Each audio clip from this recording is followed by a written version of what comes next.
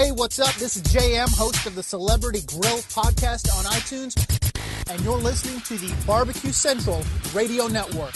All barbecue and grilling, all the time.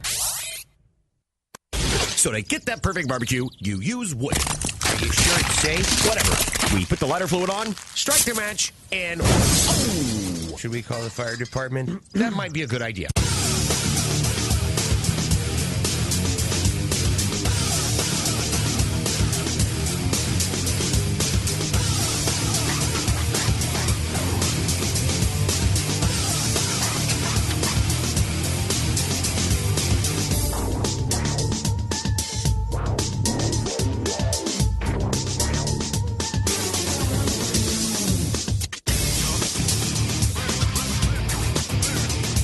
All right, good evening, ladies and gentlemen, and welcome to a packed edition of the Really Big Barbecue Central Show. This is a show that talks about all things important to the world of barbecue and grilling. Broadcasting live and direct from the Rock and Roll Hall of Fame city of Cleveland, Ohio. I am your program host, Greg Rempe. We look around and we find no producer Bobby tonight. Back in the confines of me doing everything for the show, she's got a tournament baseball league going on right now. Or tournament softball league. So, look, you can still get in touch with the show if you want to. Two different ways. You can call the show if you want, 877-448-0433. You can also... How did that happen? See, this is what happens. Oh, I remember. So cute. So cute. Anyway, you can go ahead and get in touch with the show one of two different ways. You can call the show, 877-448-0433. You can also email the show, greg@thebbqcentralshow.com. Those are two ways to get in touch with the show. If you didn't sign up for the newsletter, you don't know what's happening, let me give you a little insight on what will be on this show this very eve, should you have an interest. If not, you're just more than welcome to hang out if you would like to. I can't see the chat room right now either, because my laptop is giving me fits, if you will. Coming up in about 12 minutes or so, we'll be joined by, a guy who I actually regard as, if not a legacy legend in the barbecue industry, perhaps just a legend in his own right, Rocky Stubblefield from Stubbs BBQ. So that's always fun. Been a big fan of Stubbs BBQ sauce for a long time. It's actually like the secret ingredient in my baked beans recipe. So I'll be interested to talk to Rocky about the company, where it had initially kind of evolved from and where it's at today, because I would imagine where it was 15, 20 years ago, I don't know if the vision was set in place at that point or if they thought it was going to get as nearly as big as it has gotten, what have you. It'll be interesting to get his take on how things have grown and what they're looking to do in the future. So Rocky Stubblefield. And then we have who I consider to be a friend of the show. He's not on all the time, per se. He is a prolific eater of seismic and gargantuan proportion. And that would, of course, be Joey Chestnut. He just won his 6th straight Nathan's Famous Hot Dog Eating Championship, tying his own record of 68 hot dogs.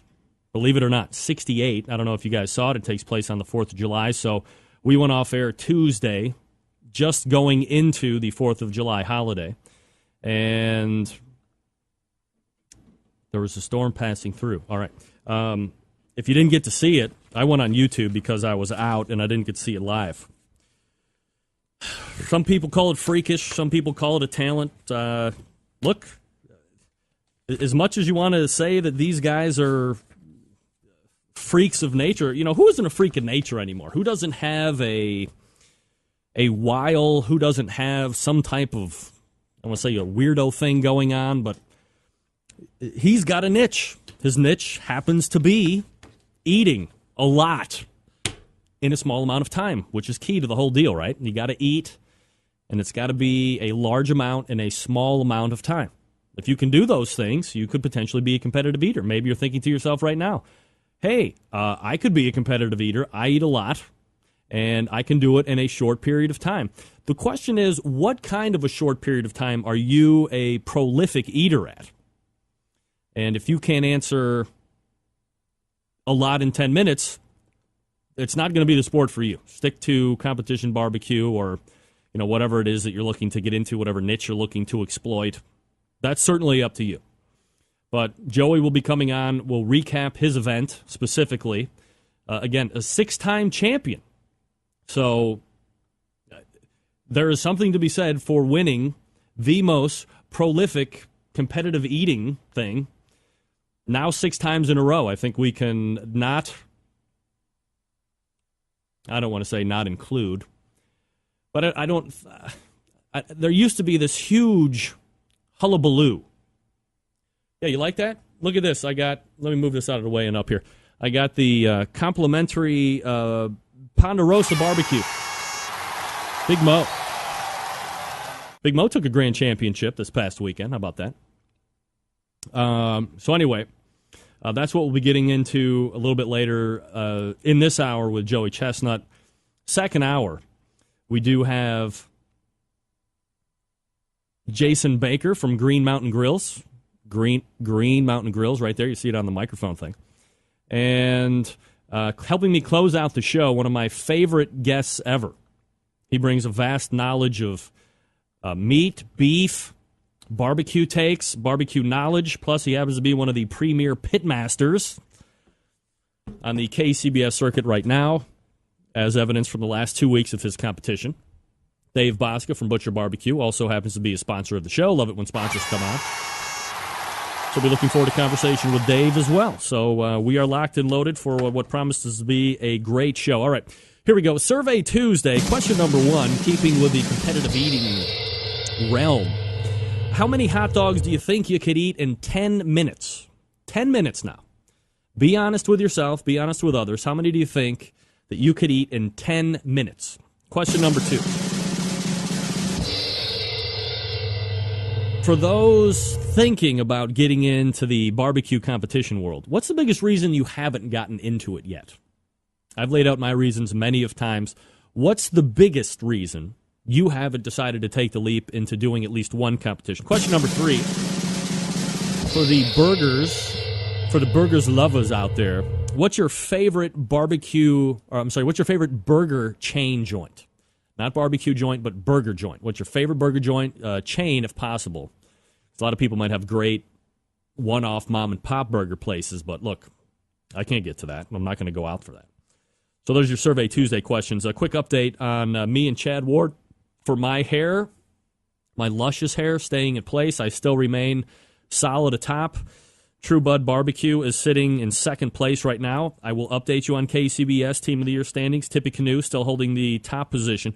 True Bud second, Little Pigtown third, Pigskin Barbecue fourth, and Big T's Q Crew, who won another grand championship this past weekend, Karma, is in fifth place. So big guys and heavy hitters, to say the least. So there's your top 5. Now, before I go to the first break and get Rocky Stubblefield, we had July 4th almost a week ago.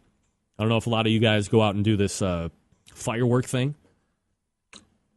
You got to be careful. Back in the day, dudes were lighting off these fireworks, basically mortar shells, with these flare sticks. And it was like one of the worst ideas ever made, right? People were blowing their hands off and fingers were getting demolished and all this other hullabaloo. Well, wouldn't you know it? Technology rolls around, hence technology. And now you can hook a computer up to this whole deal, orchestrate it to music, time it out, tell what shoot to launch what shell at what time during this whole process. It's fantastic. It's safe.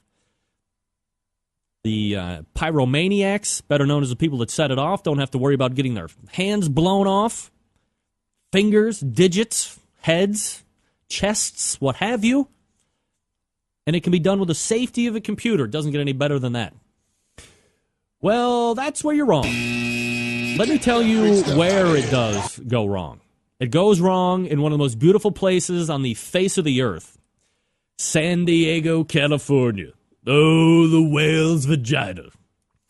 And what I mean by that is sometimes computer makes mistakes. And if you didn't make it out to San Diego to see their prolific, what was supposed to be 18-minute firework display, I can show it to you in its entirety right here, right now. Don't grab a snack.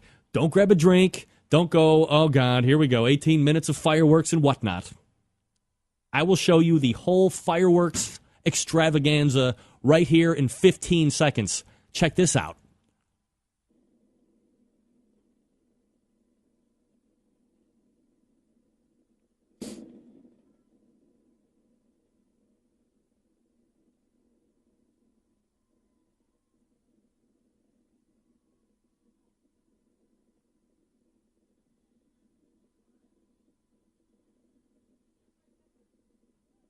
Top of the refrigerator.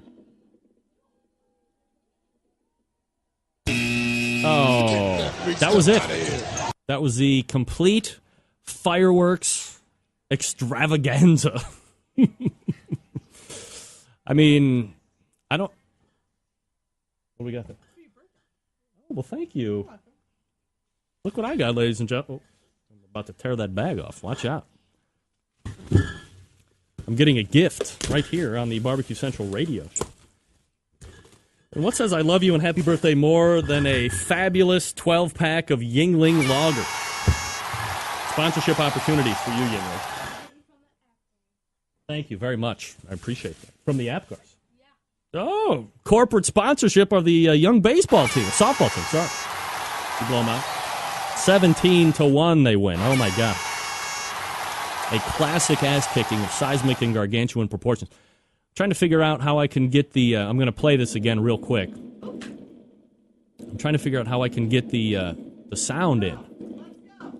Sound. No sound there. What to do? Add cue point.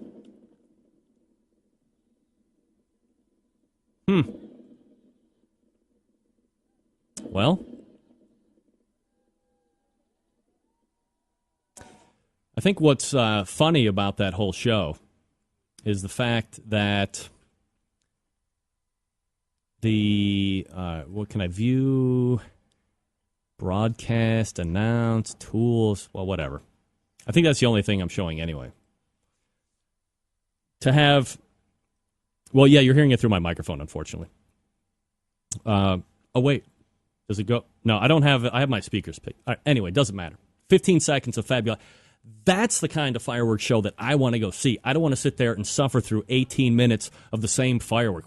When is there going to be a new firework? You never see new fireworks anymore. And quite frankly, pyromania needs to be stepped up a little bit. All right, gang, we're going to be talking to this guy a little bit later in the show. But once again, Butcher's Barbecue is thinking of ways for you to trust your butcher even more than you already do. Check out this new program they're unveiling for the very first time right here on the show. No other company in the barbecue world has vowed to not only make their own customers happy, but their competitors' customers happy as well. Now, you might be asking yourself, what do you mean? Look, let me ask you a question. Have you ever bought another injection and it hasn't worked out for you? Have your scores tumbled a bit? Now it's just sitting around collecting dust, probably never to be used again. What to do? Good question. In the past, nothing. Your loss. Now you can trade it in pound for pound. All you have to do is go to butcherbbq.com and click the small trade-in link at the top right of the navigation there. And once you get there, fill out the form, print it off, seal up your trade, and mail it to Dave. In return, he'll send you back Butcher barbecue beef or pork or prime injection. Look, we all do it. You spend money only to find out that the product is bad. Now the wife is pissed because you could have taken her out on the town instead of buying 50 pounds of injection that doesn't work out for you. How many times have you been in that situation? You spend your money on a product, and when you realize it isn't that great, you're in this weird vacillating position. You won't use it again, but it was too expensive to just throw out. In the past, you were stuck, let's be honest. But now, with the new trade-in program at Butcher Barbecue, he will match it pound for pound. You have nothing to lose. Only great products to gain that have been time-tested by many of the award-winning barbecue cooks and teams on all of the sanctioning bodies. KCBS, FBA, IBCA, International Barbecue, and it doesn't matter. Butchers will honor any commercially made product along with its partial or complete label. So don't make 20 pounds of crap in your own backyard, stick it in a cellophane bag, and send it off to Dave. It doesn't work like that.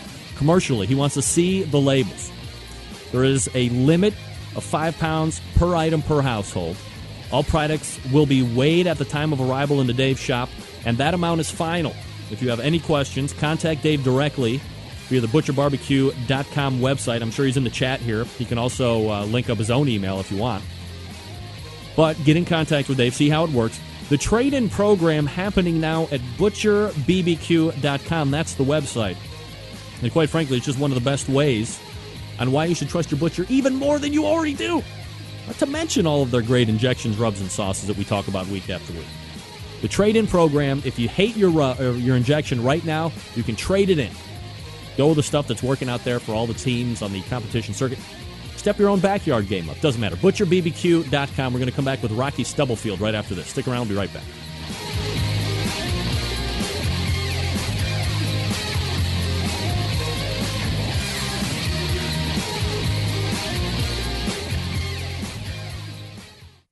Broadcasting live from the Barbecue Central Radio Network studios in Cleveland, Ohio. You're listening to the Barbecue Central Radio Show. Once again, here's your host, Greg Rempe.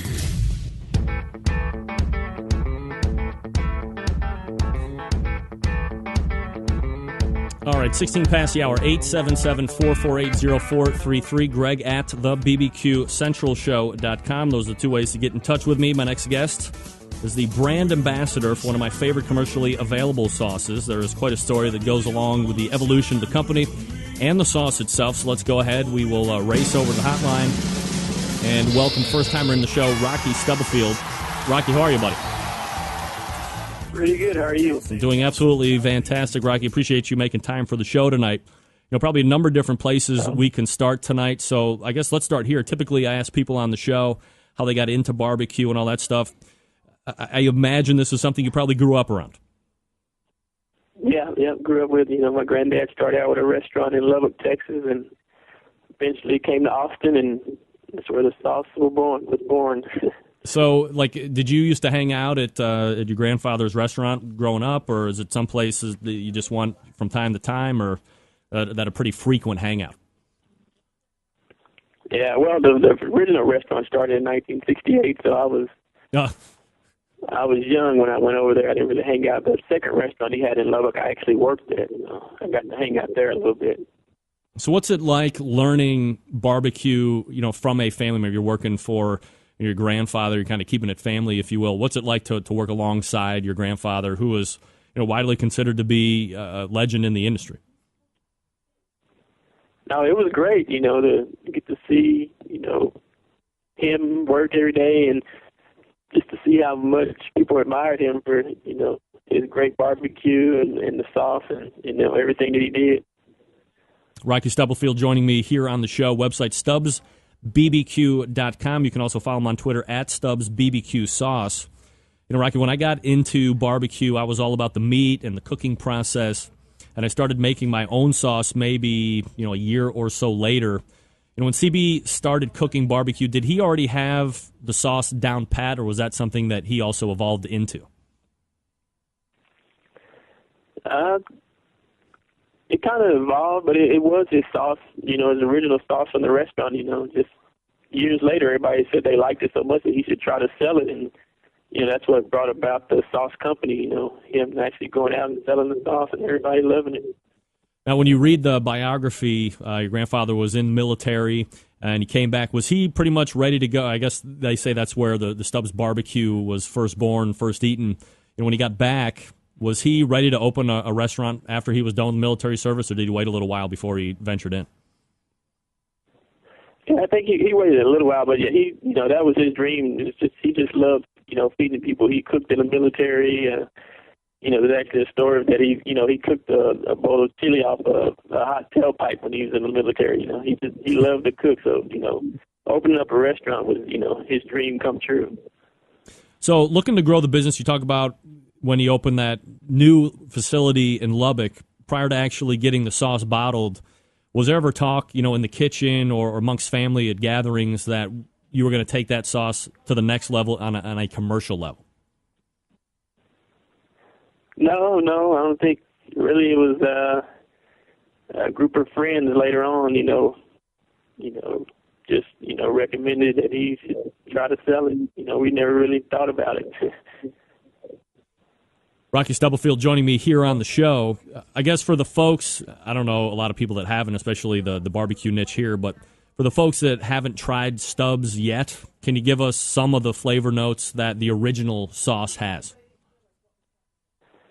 The original, which is our number one seller, it's a tomato vinegar-based sauce, so, it's not as thick, no sweetness at all. A lot of people like the sweeter sauces now, but ours is, like I said, tomato vinegar-based, and it's just a great sauce. Really, best is like a finishing sauce, something to serve along with your meat after you cook it. Absolutely. Now, I use Stubbs sauce, and it is what I call it the special ingredient in my barbecue beans. So I will use, like a Bush's beans. I put them in a colander and actually strain out the bean sauce that comes in the can, and then I'll actually replace it with a decent amount of Stubbs mild barbecue or medium sauce. That's what I like, the green label. So when I tell my wife to go get me the stuff in the store, I'm like, get the Stubbs green label, honey. That's the stuff I'm looking for. And I guess what I like specifically, I like the viscosity. I like that flavor profile you were talking about. But it seems that there was, I don't know if it was a concerted effort, but there doesn't really seem to be any type of liquid smoke. Is that something that was intentionally left out of the process, or is it in there but just in minute amounts? Yeah, that's just left out of the process. There's no liquid smoke in there. Do you guys hate liquid smoke as much as I do? No, I can't say that. We actually sell liquid smoke. So. No, but a lot of sauces, that's an ingredient in their sauce. They want to bring some type of a smokiness or a hickory flavor, so they dump liquid smoke into the sauce, which never fare well on this show. But I didn't know if that's a flavor that you guys had conceptualized putting in, and then once you smelled it or once you tasted it with it in, you're like, yeah, we want to leave that out. Yeah, I mean, we try to keep our sauces all natural, gluten-free, so, we didn't think we needed that. So when you decide to get the sauce into the stores, I think that was like 92, was there a concern or a worry at all that it wouldn't be accepted across all of the regions? Obviously, perhaps this is more of a Texas-based style sauce because of where you're at. Was there any worry at all that wouldn't be as widely accepted across regions? There's a little bit of worry, but, my granddad, he had a lot of friends, so, in the barbecue world, when you got a lot of friends, they spread the word, so it helps you out to have a lot of friends. Rocky Stubblefield joining me here on the show. Again, the website, stubbsbbq.com, and you can follow him on Twitter, @StubbsBBQ Sauce. And when I talk to sauce makers who do it at home first, one of their biggest challenges when they make that leap to sell is finding a commercial packer who isn't looking to tell you how to change your sauce or do this or do that to kind of meet their needs versus your needs, that being the guy who wants to sell the sauce. Did you guys have any issues with that when you were first starting out? No real issues.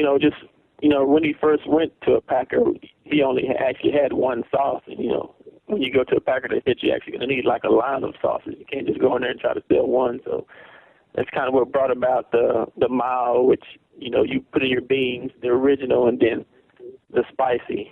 So, it started out with those three flavors and, grew to what we have today. So with all of these new products that, inevitably there starts to be like a market demand for, as you said, different flavors of sauce, marinades, mops. How do you handle the growth and the products portfolio to ensure that success?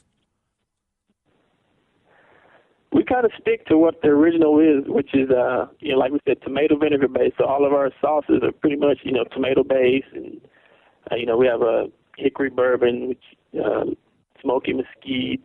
We have a brand new sweet heat, but like I said, all of our sauces start out with that, tomato base, a little bit of vinegar.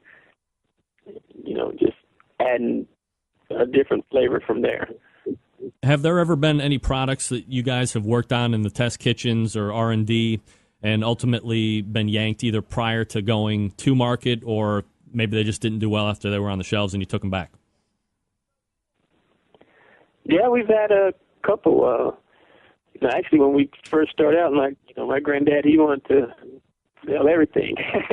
So we actually had some Stubbs canned vegetables out there. We had some Stubbs serrano peppers, Stubbs chili fixins. They were there for a little while, but we had to, discontinue them. Here recently, we had a Texas teriyaki sauce and it was actually a pretty good sauce. We just, there's so many teriyakis out there, we really couldn't, get our foot in the door with that sauce. Are you surprised? And then we had a wicked wing sauce, which is, it was just inferno. It was just too hot, so we had to get rid of that one. Are you surprised to see how many barbecue sauces there are on the market now as opposed to even, when you guys started out in 92? Yeah, it's amazing. It seems like there's a new sauce added every day. Being in the business, we have to, go out and try these sauces to see, where we stand, and what the new flavors that people are looking for out there.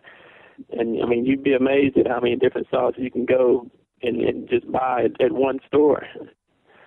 Oh, the shelf, that's why people are always telling me you should bottle your sauce. I'm like, you ever gone in the grocery store and seen the fact that there's 578 million different sauces to choose from? It's really hard to stand out on the shelf, right? Yeah, it's hard. Especially if you get placed down on the bottom, you're in trouble. Oh, absolutely. Rocky Stubblefield joining me here on the show. A few years back, Stubb was certified gluten-free. A lot of companies might have just, stood pat and continued to turn the product out as is. Was it a fairly big undertaking for you guys to get that certification and meet those particular criteria? Yeah. It was a long process for us to get that. Like I said, we want to make products that are, not just good, but good for you. So, that's something my granddad wanted. That's kind of how he started making his own sauce because, he kind of had bad health. So he had to make something that he could actually eat. So. Is the Stubbs charcoal line still doing pretty good for you guys? Yeah, the charcoal, it is doing good. Yeah, you can get it at Lowe's, and it's going to be available in some other stores coming soon. So. Yeah, let's say for the people who don't know, it's a hardwood briquette, so it's something that I actually use in my Weber Smoky Mountains, and it's a good product. I like it a lot. Do you guys plan out a certain amount of barbecue events to attend for promotion every year, or does it just kind of fly by the seat of your pants? No, we usually plan it out. Mostly just some of the big ones we plan to attend. Just we don't compete, so we actually just sponsor teams. So whatever the teams, their schedule is what they're going to do. But then I try to go out to like the Memphis in May or the American Royal, events like that. Now you've had a number of releases for 2012. Anything in the hopper that might be coming down the pike that you can give us a little heads up on that keep us guessing? We're working on a new marinade and a new sauce, so look for it coming soon. Is that going to be end of the year thing or in the next development stage? Development stage. All right. Sometimes those are the best stages to be in. Rocky Stubblefield is the brand ambassador for Stubbs BBQ. And again, the website, stubbsbbq.com. That's the website. You can find out about all the products. You can find out where they are available in stores in your area. Rocky, I really appreciate you coming on tonight and telling us about Stubbs and the brand. I appreciate it. Oh, yeah. Thank you for having us on the show. We really appreciate it. Yeah, you got it. There he is. Rocky Stubblefield. Again, stubbsbbq.com, stubbsbbq.com, at Stubbs BBQ Sauce. If you want to hit him up on the Twitter. Who doesn't want to hit him up on the Twitter? I find that story pretty fascinating. I like, old school stories of, guys that were, like CB Stubblefield was in the Army, started his, maybe I can get rid of Rocky now. There we go. Started it out in the Army, kind of honing the craft, and then when he got back in to the States, opened up the first restaurant, started devising things, and then Stubbs Cajun Butter. Whoa. And then got the sauces to market, all that other stuff. And really, a pretty prolific sauce manufacturer. You see them in most of the major stores across the country. At least, I see them everywhere I go. They usually get good shelf spots, which is key. So I think they're doing it the right way over at Stubbs BBQ sauce. There you go. Don't forget, because I will, your Survey Tuesday question. So I meant to ask Rocky the Survey Tuesday question. How many hot dogs could you eat in 10 minutes? All right, quick poll. Do I ask Joey Chestnut how many hot dogs he can eat in 10 minutes if I ask him Survey Tuesday? Question number 2. Biggest reason you have not done a barbecue competition. If you were thinking about getting into what's the biggest reason holding you back? Question number 3. Best chain burger joint. I'm not talking about McDonald's. Well, I mean, whatever. I guess it could be McDonald's if you want. I'm not going to sit here and tell you, who you should or should not be eating burger-wise. I have nothing to do with that. All right, I want to get some extra time here with Joseph. Swamp sauce answers the age. What the hell just happened there? Oh, right. Petey River Swamp Yeah, no free sauce reads here, answers Swamp Sauce. I want a couple extra minutes with Joey here, so hang with me. All right, look, I tell you about Steven DeFranco every week. Look, guys, let's be honest. There's few things that we can do as far as, jewelry stuff. You guys can have a chain. I got a chain. Can't really see that behind the microphone. Got a couple rings, wedding ring, grandfather's ring. But, after that, what do you have? Really what it boils down to is this. You have the ability now to buy a fairly high-end watch. Now, we're not talking Rolex or whatever those multi-highline watches are. They're going to cost you tens of thousands of dollars. We're talking watches well under $1,000. I wear that Accutron watch, which is the high-end Bulova brand. There are the regular Bolovas. You have Citizens. You have Philip & Company. So if you want something, maybe you're a niche watch person, you want something that's handcrafted from start to finish, that's individually serialized, that's made right here in the west of Cleveland, Lakewood, I think it is. Philip & Company is the watch for you. All you have to do is you go over to Steve's website, StephenDeFranco.com. That's DIFRANCO, StephenDeFranco.com. You peruse his watch inventory, and then once you find one you like, you're going to see a retail price on it. So don't crap your drawers, don't poop yourself until you call in. 440-943-2700. 440-943-20... Crap. Hold on. 440-943-2700. And say, hey, Steve, I was looking at this watch. Here's what it is. He'll be like, oh, yeah, I know that watch. I saw it right here in the store. And you say, hey, I'm a barbecue brother, or I'm a barbecue sister, or I'm related to somebody who's a barbecue brother. I'm looking to get it as a gift, whatever. Then he's going to give you a ridiculous discount, probably like 50% off. So imagine now getting a $1,000 watch for $500. And do the math again. $750 watch for like $400, a little less, $385 and $50. It's great. We know somebody in the jewelry business. Maybe you've screwed up beyond almost repair with your significant other, and you need to buy her some high-end piece of jewelry. Steve's got your back. It always ships free. The entire inventory is at StephenDeFranco.com, and you call 440-943-2700. You tell them you're a barbecue brother. You tell them what you want, and you're hooked up. Free shipping as always with everything. Do it today. StephenDeFranco.com, 440-943-2700. We're coming back with the Hot Dog King, Joey Chestnut. Stick around. We'll be right back.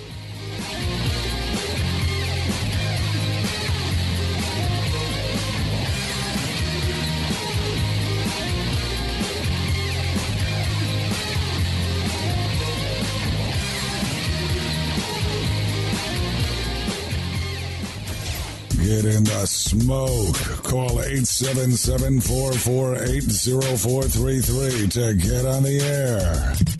Now, here's your host, Greg Rempe. Big B, Moonshine Band, Suburban Noise Records. Let's go! All right, we are back. Just coming up on 35 past the hour.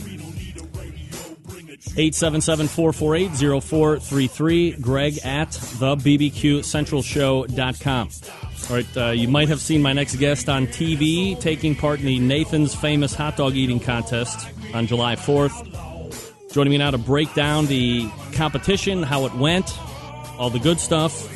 The winner, go ahead and race over to the hotline and grab Joey Chestnut. Then I'll get back to you. The mailbox is full and cannot accept any messages at this time. Oh, no. Goodbye. No Joey Chestnut. Can you grab my cell phone? I don't know. He didn't answer his phone. Try it again. I hate this. What? I know. I can't say that yet. It might be somewhere. Might have to. Well, I don't want to insult him yet. No.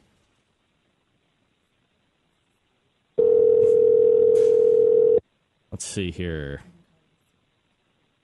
Yes, we could.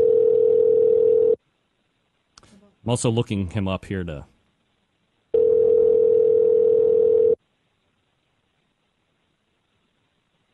That's all right.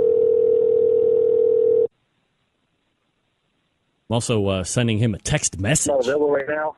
Leave a message. I'll get back to you. Not The available mailbox is right full now. and cannot accept any messages. Big stuff out of here. Look, Joey, it's been a week. How many other people are interested in how many hot dogs you cram down your pie hole? Just me, I think. Oh, my youngest daughter, Marley, is interested. Sure. Here's the good news. I got out a little early to make time to ask him all of my questions. I mean, if we're talking, a real celebrity like Dr. Barbecue or Dave Bouska, or who's the girl that sings my favorite song? Or Carmen. Take my call. I guess I can see that. Joey Chestnut is riding on the border of this not being all right. We'll try again. No. But we'll see. Maybe he'll pick up here.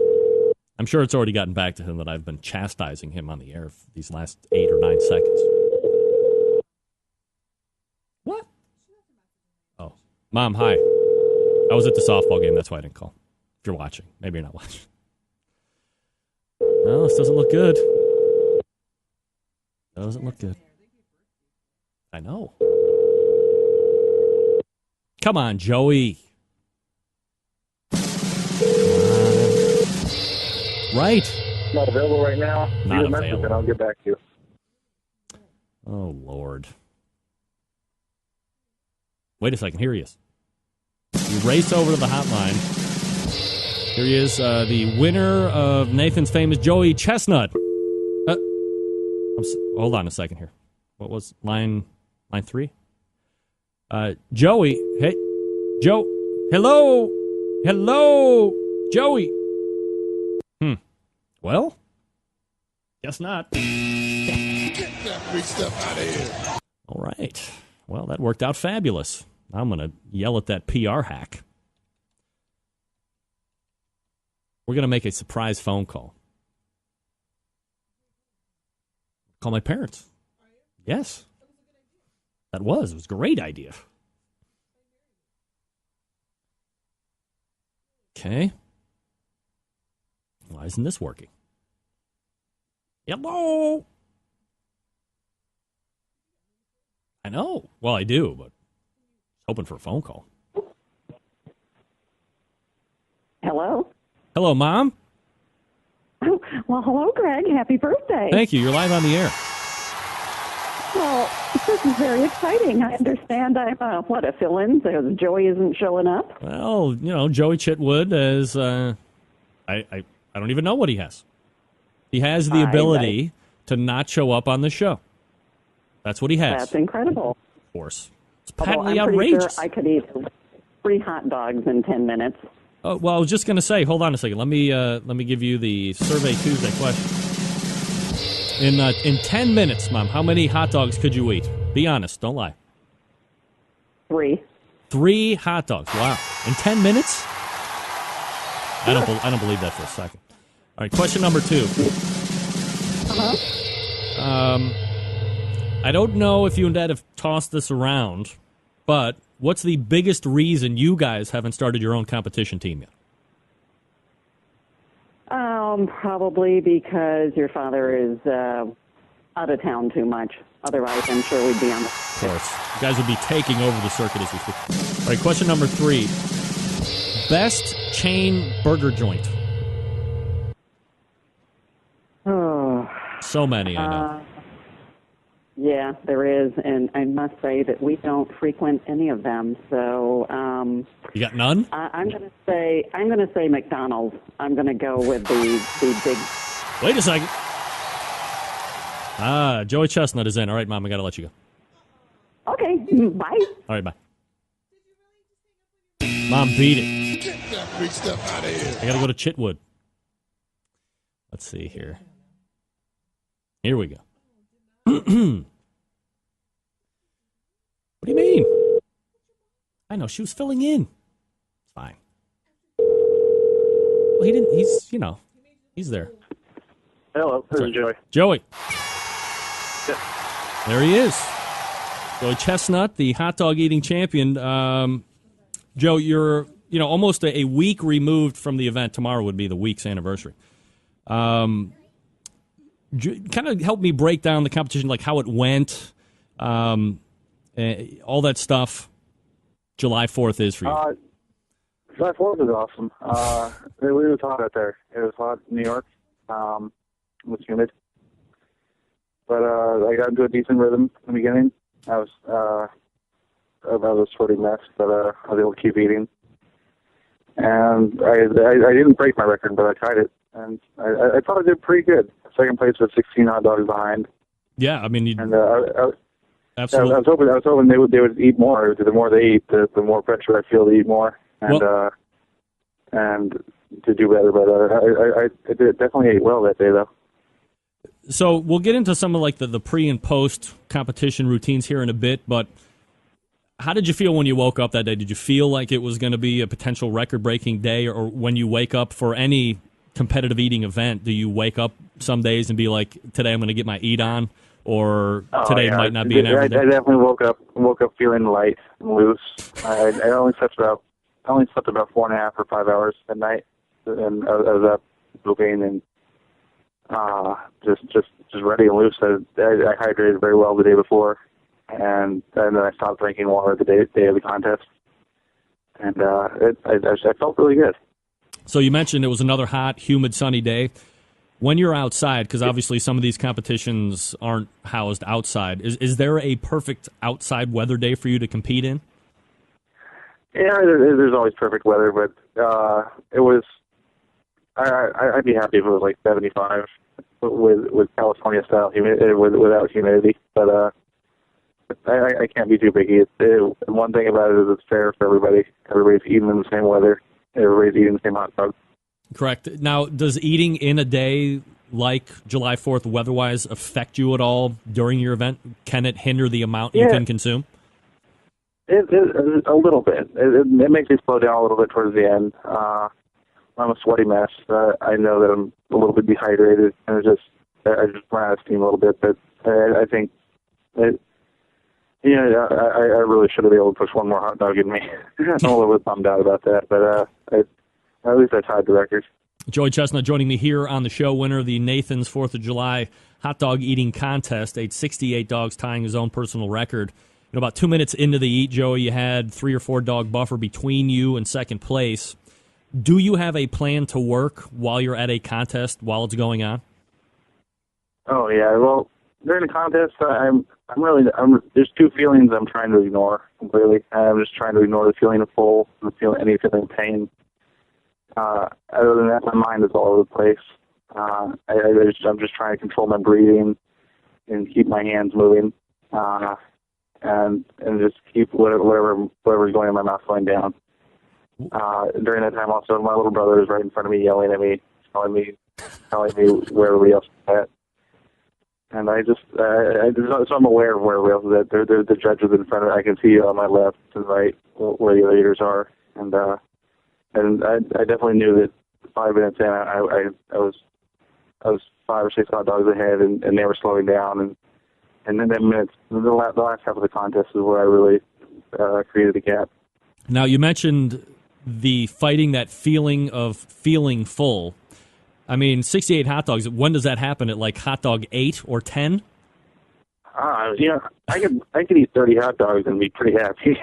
So the first 4 minutes of the contest, I'm a happy dude. I'm in a vicious rhythm, and it's fun. The first 4 or 5 minutes are fun. The second half of the contest, that's where it's real work. That's where my body's telling me things, and I'm ignoring it, and I know exactly what I'm capable of, and I have to do it. Joey Chestnut joining me here on the show. All right, so we look at that back half of the competition. 6 minutes in, you're up by 10 dogs. You are, and I guess you said you were actively kind of watching the other judges and some of the others, so you know where they are.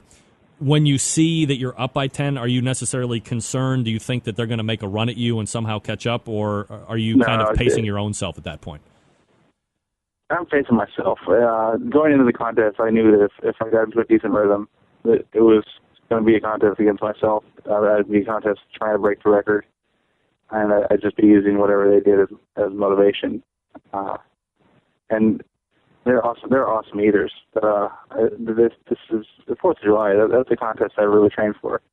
And there's other contests I do throughout the year, a bunch of contests, but none of them. I don't train for any of them the same way I do for 4th of July. And the other eaters know that. They know that I go to this contest accepting only one outcome, their victory. And if I'm there, I'm there to win. At the end of the competition, you eat 68 dogs in 10 minutes. You tie your own record, given the heat and the humidity. And look, I mean, 68 hot dogs sounds like a friggin' craziness. So was it at all a struggle to just get back to that 68, and is 68 kind of this weird glass ceiling that you might have hit in some regard? I don't want to think that. I can't. I know I've broken the record in practice. I know I did one practice. I ate all the way to 74 hot dogs after 10 minutes. My body. Last week I was proud to eat hot dogs and not only get them in, but get them down and digest them. And next year, I don't know exactly what I'll do different. I have a couple of ideas. I want to go into the contest a little bit lighter, healthier, so I don't throw down as much at the end. But the only way you can be a good competitive eater is by eating a lot. And it sounds funny, but so I have to keep the balance a little bit better next year, be a little bit healthier, but still maintain the ability to eat a ridiculous amount of food. All right, so I'm getting a lot of questions here in my instant chat room, and the one that seems to repeat over and over again is how you actually go about training for this event. I know you were on the Jim Rome show last Tuesday leading up. You said that you had eaten 80 hot dogs, within a couple days' time prior to going in. What's the process like for you? How are you training to eat 68, 70, 80 dogs? I compare it to watch a marathon runner or possibly a bodybuilder. I get my body into a cycle where I'll do a practice contest, and after the contest, the day after, I'm immediately taking just protein supplements, and I'm on a liquid fast. And I'm fasting for 3 days, getting ready for my next practice. And every time I do a practice, I try to eat a little bit more, and every time I get the food down and digest it, I know I can go up a little bit more the next time. I'm convincing my body it's all right, and I'm convinced I'm making those muscles stretch and become a little bit stronger, and getting my body to used to digesting a little bit more every time. It sounds simple, and it is pretty simple. It's tough for any of it's work. Those 3 days when I'm fasting, I feel like garbage, and the day after the contest, I feel like garbage. So it's easy for other eaters to try to find an easy way to do it, but if you're going to do this, if I'm going to do this contest and I'm committed to being the best I can be, might as well put some work. All right. So the other question that keeps coming up is, after the event is done, are there people running right away to offload? or are you digesting, the 20,000 calories or whatever it is, and how much weight are you putting on during the course of an eat? Oh yeah, I'm digesting it. It's very rare for me to get sick. I'll get sick. There's a couple of reasons why I might get sick if I'm not familiar with the food and I haven't digested that much food before. And that's not a problem with hot dogs. My body feels comfortable with them and digests them. But the other reason is if I'm too dehydrated, then my body just doesn't have enough liquids in it to digest the food. And that I might get sick like 3 hours later. There might be something not digesting. But this contest, I was hydrated, and my body was used to digesting the food. And I know that next year, hopefully, I just need to control my body a little bit better. You're right. There are eaters that as soon as they can, they let loose. And I know they're there. They know I know that they do it, and I know they're never going to beat me. Also, they know that also. So it's the person who can't control their body is definitely out there, and I kind of laugh at them. I kind of laugh that they're trying to keep up with me. They push themselves to that breaking point.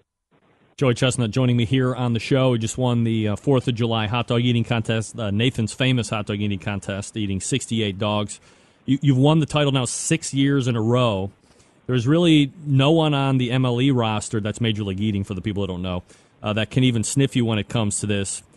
Do you find yourself having to set those personal goals in order to motivate yourself since the other eaters aren't putting up much of... I'm not saying that they're not trying their hardest, but when you look at it raw, the numbers just aren't matching up. You're well in advance. So do you have to go in some sort of mindset saying, I got to get myself pumped up because I can't rely on an Eater X or a Crazy Legs or whoever else to really be able to keep up with me for these 10 minutes? Oh, it's I can only motivate myself so much, but a lot of my motivation comes from the audience. It's for an eating contest, it's ridiculous to look out and see thousands and thousands of people. I think this year was estimated 35,000. Yeah. And that's insane. A lot of motivation comes from them. A lot of motivation comes from every day I get letters in the mail with people encouraging me, and it's that encouragement. And it's not really pushing me. It's more of a support. And I think I've been very lucky to get the support. I have a support network of a lot of people, whether it's friends, family, or fans, and it's just. I've been able to surround myself with a lot of awesome people who acknowledge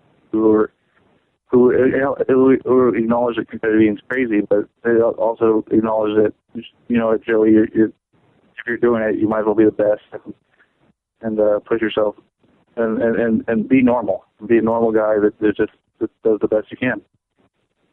Joey Chestnut joining us here on the show. Joe, last year Kobayashi was a no-show at the actual eating portion. Same thing again this year. The audience and the people who follow Emily want to see you go up against him, and he continually refuses, I suppose. In tantamount, because this is such like the biggest event, right? So this is the Daytona 500 or the Super Bowl. This would be like the Miami Heat deciding not to show up for a finals game, since this is the preeminent event for MLE during the course of the year. Do you know exactly like what's going on with him and why he will not get back into IFOCE and MLE eating events? The truth is, Major League Eating, they're the organization that puts it on. There's always disputes between athletes and the organization that run things, whether it's NHL or NBA. So the truth is, Major League Eating, they're a difficult organization to get along with, and he's I don't know if he's burned bridges, but I'm sure they still want him back to compete, and eventually he's going to come back, I think. I think this year they started actually talking, money numbers were made public, yes. What they were talking about. Yeah. Now, or what about the contracts, and I think there's probably going to be a sponsor that steps up and says that they want to see a rematch between me and him, and it's probably going to happen next year, because Next year is probably going to be my last. I set all my goals in competitive eating, and I've met them all except for getting 7 in a row, and that's my last goal.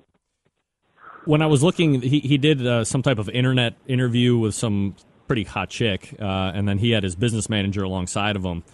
He mentioned a figure of like $40,000 over the course of a year, but maybe I misunderstood it, because I would imagine they're probably offering all the other eaters something similar as far as contract, maybe not money amount.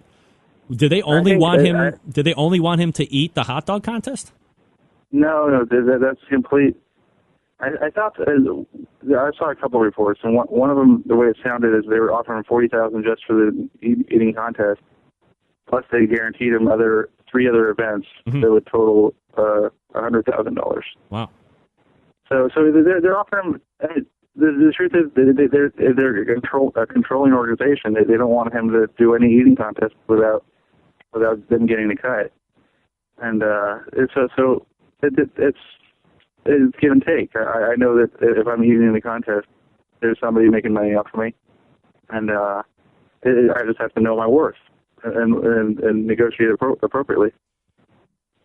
So I guess in a way, maybe you don't kind of respect what he's going through, but you have somehow found a way.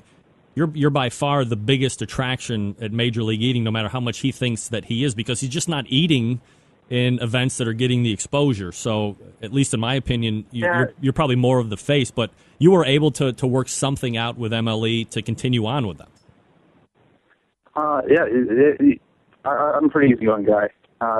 Once I'm done with competitive eating, I'll go back to working construction management full time. But Kobayashi, he's a competitive eater, and if they take away his competitive eating, he's going to do it. He's going to try to do it somewhere else. But he's very passionate about it. There's a big part of me that thinks that he signed the same contract for 9 years, and he was okay with it until he started losing, and maybe he doesn't want to lose, and he's making a big deal out of it now. He's just trying to find a way out. But there's a part of me that hopes that.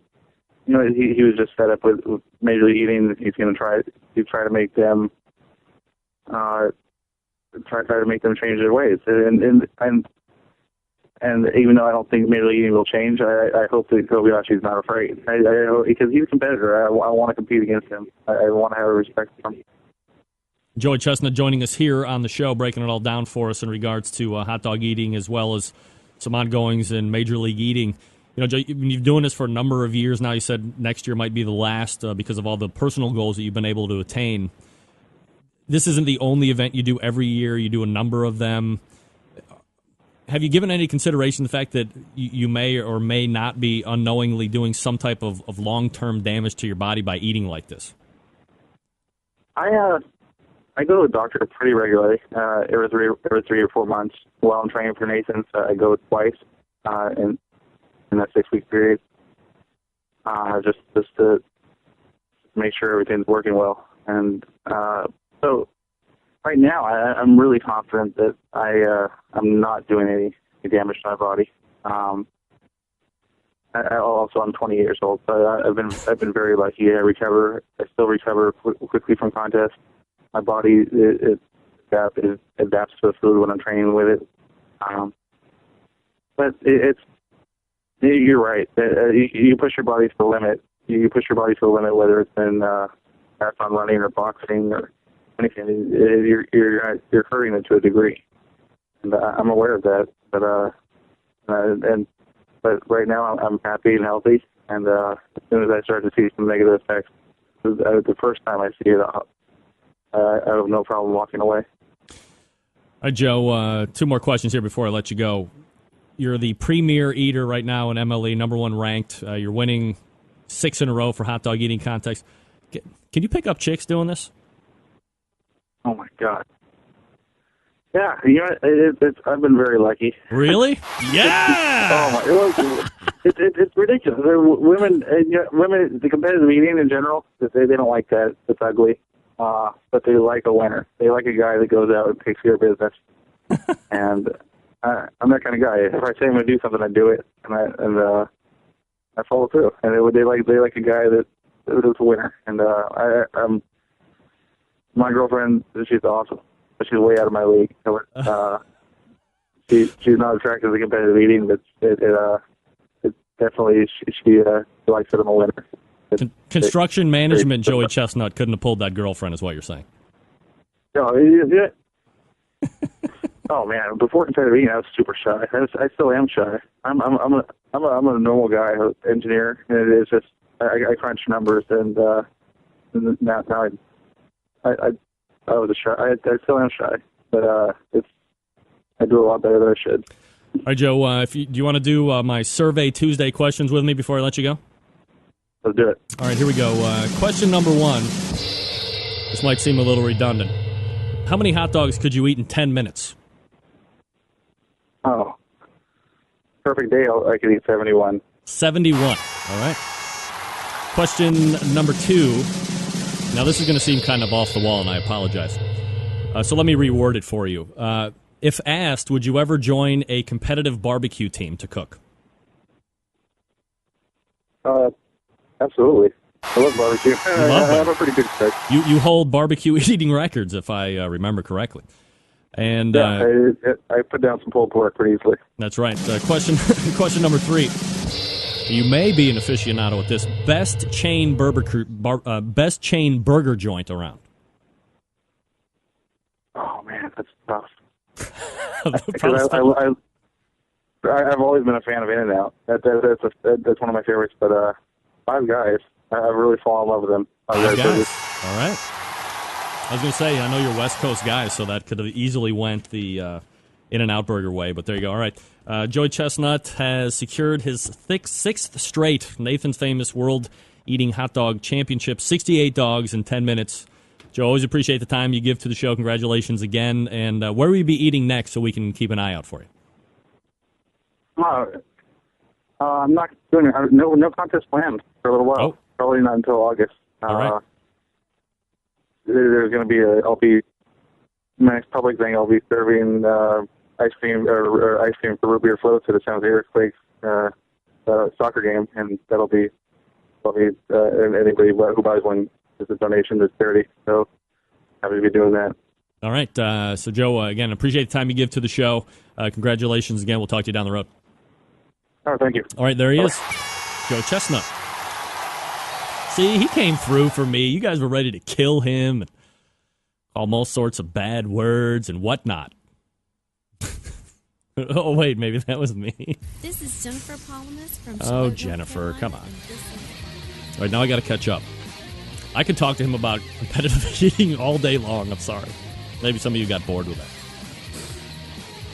Can you imagine how weird his toilet must feel after he takes, a week to digest? Yikes. All right, gang. Take your barbecue to the next level with a Barbecue Institute class. Pitmaster Conrad Teddy Bear Haskins uses his years of catering and restaurant experience combined with food science and smoking secrets to help you understand how to improve your barbecue. Backyard barbecuers and those folks who want to open a business drive and fly in from all over the world for the Institute's small, friendly, informative classes. Now, there's upcoming Barbecue 101 classes, which would include places like Riverhead, New York, Dallas, and Houston, Texas. There's also a commercial barbecue class for those wanting to open their own business. That's coming up at the Gator Pit Factory in Houston using their approved commercial kitchen. Following a sold-out second annual barbecue at the McKinley Springs Winery, plans have already been starting to throw through the works for a 2013 class. The Barbecue Institute is planning on adding a 2-day Dutch oven class and a 1-day butchering class on each side of the weekend. How about that? Learn the differences between cooking with charcoal, gas, logs, wood pellets. They can all produce amazing results, yet they require a different route to get there. Learn the practical secrets and the food science on the methods to get the best results from each heat source. Now, when not teaching classes on the weekends, Conrad is conducting private classes and corporate events from coast to coast during the week. He also founded opbbq.com in 2004, and he's still barbecuing for the troops and the wounded warriors. Take your next offsite party to a huge, memorable level. Have a Barbecue Institute offsite party. Show your employees you care with the very best barbecue that money can buy. They will be talking about it for years and years to come. If there's leftover food, probably a very good chance you're going to be taking that for hours and hours to come after you have that event. For details on all of the Barbecue Institute classes, you visit bbqinstitute.com. That's bbqinstitute.com, or check their Facebook page for the latest news and pictures. Once again, the website, bbqinstitute.com. You'll also be pleasantly surprised with how affordable they actually are as well. Conrad Haskins, we'll be lining him up for a couple segments next month as well. All right, when we come back, I will try and play catch-up a little bit, and then we'll point the second hour with Jason Baker and Dave Bouska. You're listening to the Barbecue Central Radio Show right here on the Barbecue Central Radio Network.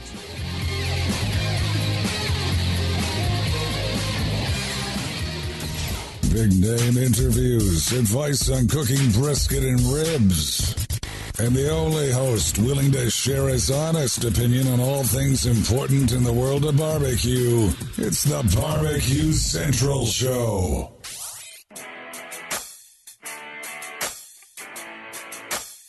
Who would have thought this music thing was going to go this far? I never asked for this. All right, 5 after the hour. Living, the women, the whiskey, craziness.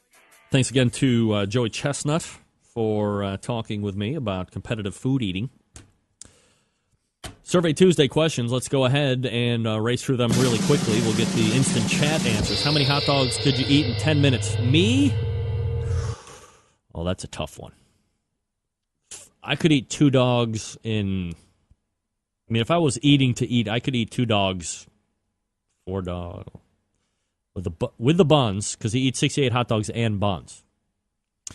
And if I douched the buns in water, I want to say in 10 minutes. I could probably eat 20 hot dogs in 10 minutes. You think I could eat 20 hot dogs in 10 minutes? Yeah. 20. 10 minutes. I think I could eat 20 hot dogs in 10 minutes. I think I could. I am. Oh. Like what? My wife was telling me it depends on what the incentive is. I have my ideas. You know what? I might do that. Next week, it's the hot dog eating contest right here in my house. I'm going to make 20 hot dogs. I'm going to have a segment dedicated to me eating 20 hot dogs in 10 minutes. I'm going to do it right here on the air. Do I get my reward? Hey-o! What the big stuff out of here. Just plain. No condiments. Nothing. Just plain. 20 plain with buns. With buns. Hot dogs and buns. That's the deal. Maybe I should do what on the same live cast they did. How long does it take to eat one hot dog? Like, just see how long it would take to eat one hot dog. Maybe that might be safer. I want to puke on air. That would be bad. Save it for the end of the show. That's right, Randy. So I'm thinking 20 and 10 minutes with buns. Biggest reason that I have not done a barbecue competition. It's very simple. I've said it time and time again. My ego is satisfied right here hosting the show. I have no desire to go out and spend $600-700 on a weekend of competition barbecue to have somebody else judge whether I'm good or not. I know I'm great, damn it. It's my birthday. I get best barbecue chain. I'm sorry, best burger chain. Oh boy. Oh yeah, it's a chain here in Cleveland. It's got like 5 or 6 locations. B Spot. Michael Simon, the Iron Chef, who won't do the show because he's a douche. I said it. Yes. Programming note, next week we will find Pitmaster of Pellet Envy, Rod Gray, in the confines of the Barbecue Radio Network. Not in the studios, though, on the line. And also Meathead Goldwyn will be making his monthly triumphant return, AmazingRibs.com. We're going to be debunking ass-can chicken. I have been a big non-fan of ass-can chicken for years. I think a lot of people think that if they can do ass-can chicken, somehow that makes them some type of expert. But there are dangers that Meathead, who hates everybody on Barbecue Pitmaster's TV show and is scathing in his remarks, I will grill him on that, pun intended, So we'll talk about that. Now, we went to Disney a couple weeks ago. I've been meaning to get to this. Look, you never know what you're going to see at these places. Disney. And Randy, I know he doesn't love you. You were what did he call you? He called you a schlub. Get that big stuff out of here. Poor Randy gets a schlub. After the fact, I heard Randy, he was taped, and Randy said this. Total power in one person's hands, not the American way. These damn bills that come out here all the damn time, come out here to the last. A little off topic, Randy. And I got to try to figure out how to vote for my people. You should be ashamed of yourselves. I'm sick of it. Every year, we pass rules that stop each one of us. Randy. Enough! I feel like somebody trying to be released from Egypt. Let my people go! Oh, Randy, what are you talking about? I mean, that's up to you. Well, I guess 8. Randy, you're a little off topic. I mean, I appreciate where you're going. So B spot for me. So Rod Gray next week, Meathead next week. So we're at these Disneyland's worlds. You never know what you're going to see here, right? Here's what I saw. Waiting in line in the future world of tomorrow land, future land, Disney World of tomorrow. He was waiting in line for the Wedway People Mover. And I was hoping at some point that he was going to be joined by wife and kids, whatever, but he wasn't. So I had to immediately snap a picture once I realized my man was dressed like this for reals. Affectionately known as Mouse Man, and this is what he looks like. Look at this guy, very proud. Look at him. Who doesn't love this guy? It's phenomenal. He's got the Mickey Mouse cap on. He's got a loose tank top showing a little bit of nipple there on the left side, I think. But he is just owning it right now, right? Owning that look, loving every minute of it. That is not, you look off to the right-hand side, these are my kids right in the front with the blue shirt and then the polka dot hat. Those are my 2 kids. My oldest, getting ready to flip her hair, is looking at that guy like, what is that? No, Rooftop, that is not me. Get that big stuff out of here. That's not me. No, people are saying that that's me. Oh, I'm sorry. That's not my oldest child flipping her hair. That's my middle child. That is not me. Sorry. All right, that's me. Just kidding. It's really not. It's really not. That was a joke. And then I got these while I was down in Lido Beach at Foot, which is a shoe store. Look at those badass Vibram 5 fingers. Glove feet. That's what they call me around the neighborhood. Glove feet. And I took the best picture of me and my wife, which is my favorite picture that I love. You see it on my Facebook page right now. Look at this. A finer pair you would never find. I love you. Dude, love that picture. It's the best picture ever. You're right. It's not better than this guy. What a weirdo that guy is. All right. You're right. That was a better picture. I'm not showing them that.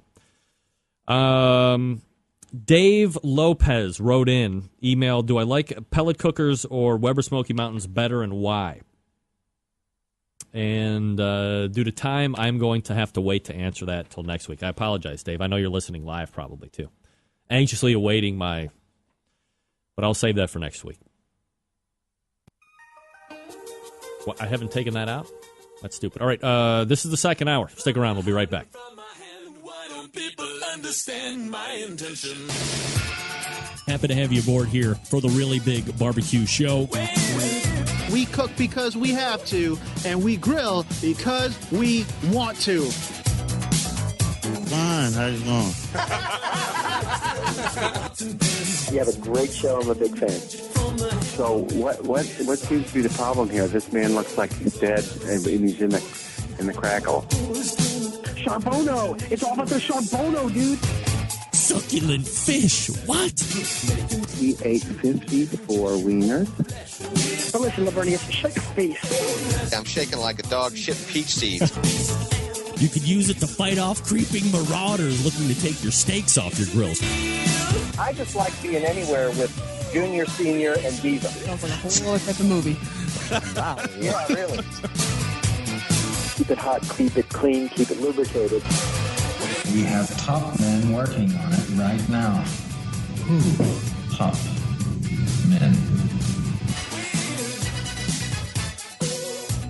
Now we're into the second hour. Am I off read? I am.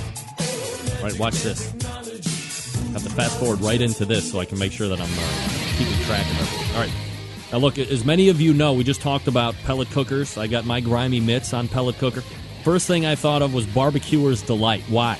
Because they're widely considered to be the pellet resource for pellet-fired cookers. That's right. Whether on the competition trail or in your backyard, folks choose Barbecuer's Delight wood pellets more than any other brand for their superior quality and flavor, and you should give them a try as well.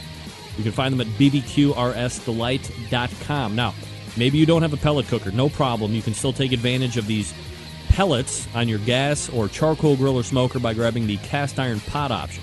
Buy yourself a nice sampler pack of pellets. You load 1/3 cup into this pot, then you place it into the cooker or grill and let that sweet, succulent smoke take care of the rest. Now, since pellets have been processed from sawdust and pressure, which generates heat, any of the contaminants present in the wood are eliminated. This produces a sterile, smoking wood product of consistent quality. Pellets are easy to use since you don't have to soak them in water prior to use. And it's easy to blend wood flavors and produce consistent results each and every time with the use of Barbecuer's Delight wood pellets. Now, here's something you need to remember. When you buy them by the 1 pound, it's all 100% flavor wood. But if you're going to use them to fire a cooker, it changes a little bit. It's 2/3 oak, 1/3 fruit wood, giving you that great flavor and consistent BTU temperature that you need. Do yourself a favor. Go and grab Barbecuer's Delight wood pellets right now. Visit them at bbqrsdelight.com. Check out all the flavors they have. And stop fussing with the sticks and chunks. Barbecuer's Delight, the choice of barbecue competition cooks and backyard hacks like me. Barbecuersdelight.com. All right, we're coming back with Jason Baker from Green Mountain Grill. Stick around. We'll be right back.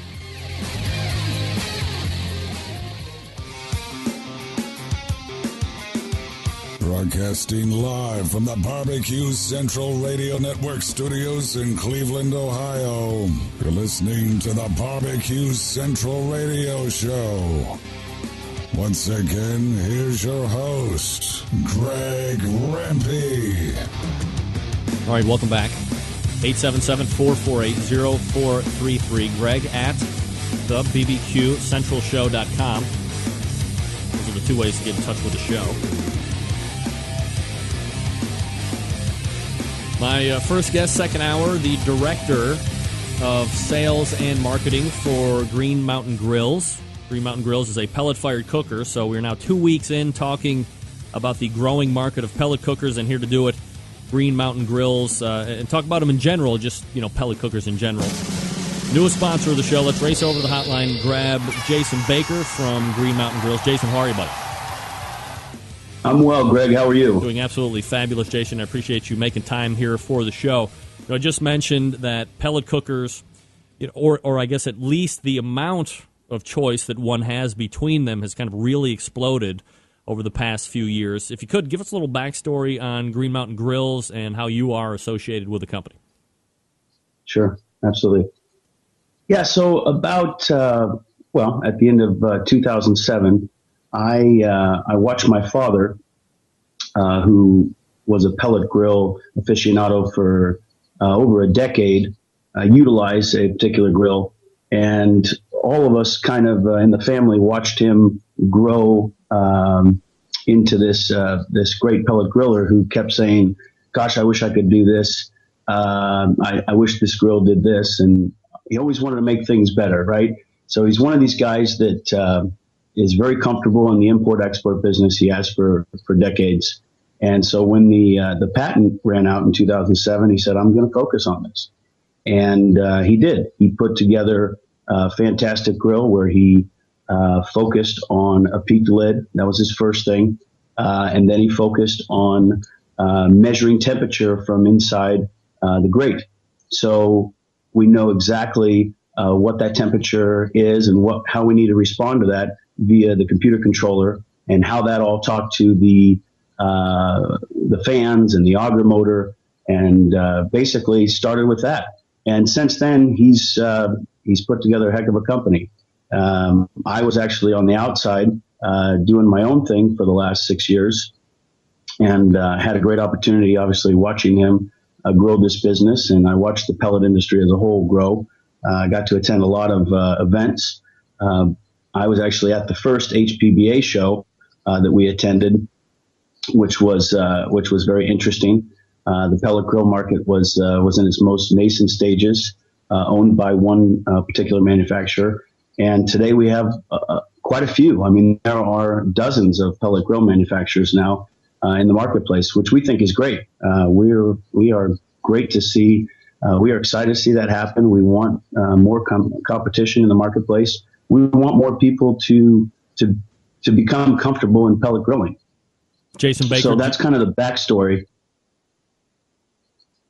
Jason Baker joining us here on the show. Green Mountain Grills. If you want to check them out, if you haven't seen them yet, greenmountaingrills.com is the website. Jason, if you wouldn't mind, tell us a little bit about the product line and the relative price points to each model. Mm-hmm. Yeah. So the smallest model that we have is called the Daniel Boone. It's 400 square inches of grilling space, and the model comes standard with everything except a stainless steel lid, if you wanted a stainless steel lid, or a remote control, if you wanted a remote control. That's one thing that we've tried to focus on in building this company, is to make sure that we are kind of putting everything all inclusive in our grills. Every single one of our grills comes with an internal probe, so you don't need a Maverick, you don't need a thermal pen. You simply need our built-in probe to find out the temperature of your meat inside, or whatever you're cooking inside your pit. Our second model is the Jim Bowie, which is 600 square inches, and the Jim Bowie is basically has very similar parts, but it's engineered a little bit differently. So it has, and by the way, I will say this: everything we do is based on backwards compatibility. So as we have innovated and as we have upgraded our temperature controller and our low pellet alarm, or anything that we've done, we've always made sure that these parts are interchangeable. And I think that's the one thing that I would say that we have tried to focus on more than anyone in the market, is the usability, the functionality, and the ease of working on a grill for posterity. I think it's important when, I hate to get off topic, but I'm pretty passionate about this when we talk about this, because I think that in this marketplace, people need to understand that there are a lot of moving parts, and things are going to fail. Things are going to happen on these grills, especially if they're not maintained properly or not used properly. But it's okay, because everything's very easy to work on, to fix. And I think that's important for people to know when they're looking at these grills, and to not get intimidated. So back to the Jim Bowie. The Jim Bowie has the 600 square inches of grilling space. It's about 185 pounds. It's a big grill, and it's a fantastic grill that has everything that the Daniel Boone has, just with more space. And as we're showing it here on the website, it comes in both what looks like a powder coat and then also a stainless steel finish? Correct. The stainless steel is the add-on.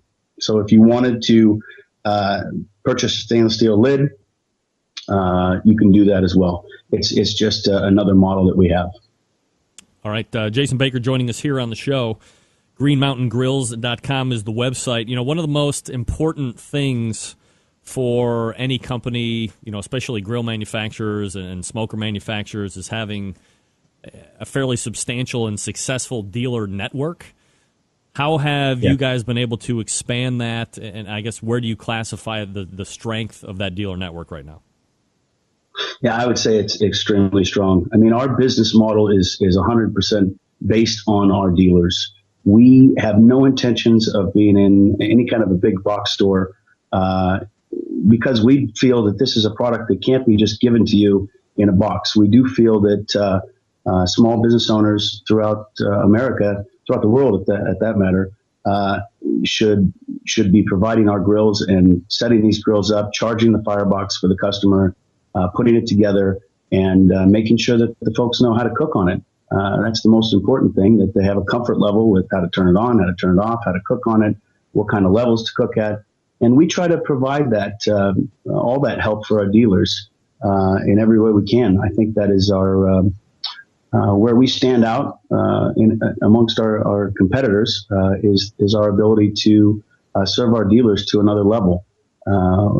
We are very, very customer driven, so we take care of our customers. But most importantly as well, we take care of our dealers. And we know that dealers are out there promoting our products. They've homegrown this product from the beginning of 2008 and done a heck of a job for us. And we're very, very lucky to have this expanding network. But the other side of this too is that I think they like the fact that we're not putting our product in big box stores, and they like the fact that we're not all over the internet, and they like that because they don't have to compete on the price. So, the retail MSRP on the Daniel Boone is $7.59, and the retail price of the Jim Bowie is $9.99. So those are good price points for us. And as you know, we are trying to come up with a product that will be a little bit smaller. We're trying to come up with a version that's that has a couple hundred square inches of grilling space that will hopefully be able to reach even more of a market segment and get more people understanding what pellet grills are and have more of a comfort level around that price. So that's kind of the next product that we really do want to introduce soon. All right, so these are pellet grills, pellet cookers, whatever you want to call them. Obviously, you're going to need to use pellets in order to fire them. Does Green Mountain Grills require a specific use of a certain pellet, or does it not matter? You're not going to be voiding a warranty if I use, a Bear Creek or a Barbecuer's Delight or, whatever? No. Yeah, we have absolutely no, obviously we love people using our pellets, but there's nothing against using any other pellets. And I would just say that it's silly when folks do that, because I think that's a disaster waiting to happen. When you tell somebody that they can't utilize a different manufacturer's, it's not in the spirit of good capitalism, good competition, and that's not what we're about. All right, so you're a fan of pellet cooking in general, obviously, because you kind of seen it evolve from your dad. What do you like about using a pellet cooker versus a more traditional wood or charcoal-fired cooker? Yeah, so for me, it's flavor. I've cooked on gas, I've cooked on charcoal, and I have a very strong comfort level with the ease of our grill. I don't have anything against charcoal for taste. I think charcoal's always had great taste. It's just the cleanliness and the ease of it is supplemented, in my opinion. And I do think that I get angry when I have to cook on a propane grill. Period. If I'm somewhere else and I've got to use somebody's propane grill, and I've just become a snob when it comes to that. So that's easy for me to talk about. And frankly, that is the from a competition standpoint. If I'm to be frank, that's the competition that everybody should be focusing on in the pellet grill market is taste and focusing on that against gas grills. I think that's an easy segment for folks to start really focusing on. One of the common feedback items that I hear from folks that are using pellet cookers is that maybe the smoke isn't as intense, or it isn't penetrating as much as a stick burner or a Weber Smoky Mountain charcoal-fired cooker that has wood chunks. How do you find that on the Green Mountain Grill? Yeah, from my standpoint, I'm very focused on a number of different things that I like to grill. But I'll tell you, my tri-tip, when I smoke my tri-tip, I will smoke it for a couple hours, and sometimes and then obviously bring it up to the internal temperature. And there are times where I'll go, that's too much smoke. I needed to back off of that a little bit. And I'm cooking that at 150 for a couple hours. So the argument that it's not getting enough smoke in other pellet grills, I'm not certain where that would come from. But yeah, in the Green Mountain Pellet Grill, I can definitely tell you that the smoke and the smoke ring that is coming off of there is unbelievable. Jason Baker joining me here on the show, Green Mountain Grills. He's the director of sales and marketing for that company. GreenMountainGrills.com is the place to go to check them out. Do you use your cooker as more of a smoker, or do you split it pretty evenly between low and slow and the higher temperatures? Yeah, so my wife probably does a little over half of our cooking in our household. So most of what she's cooking for us on a Green Mountain Grill is going to be a quick chicken or steaks. Or vegetables, what have you. So that's going to be stuff that's cooked up at the 400 to 500 degree range. I'm more focused on the low and slow cooking on the weekends. If I'm going to do ribs or I'm going to do my tri-tip but it's going to be more the low and slow. So that's the beauty of the pellet grill. It's the versatility. Do you have other grills that you own and use on a fairly regular basis, or is it just GMGs in the back? It's just GMGs in the back now. I did used to have I started with a propane grill, and I did have a Weber charcoal grill, and I've since, I just haven't used it, so I donated to a friend, but I did have it for a while, and obviously migrated away from that to be solely GMG. All right, Jason, so let me ask you this. When Traeger lost their patent on the auger system, the industry saw quite an explosion of new pellet cookers come to the market.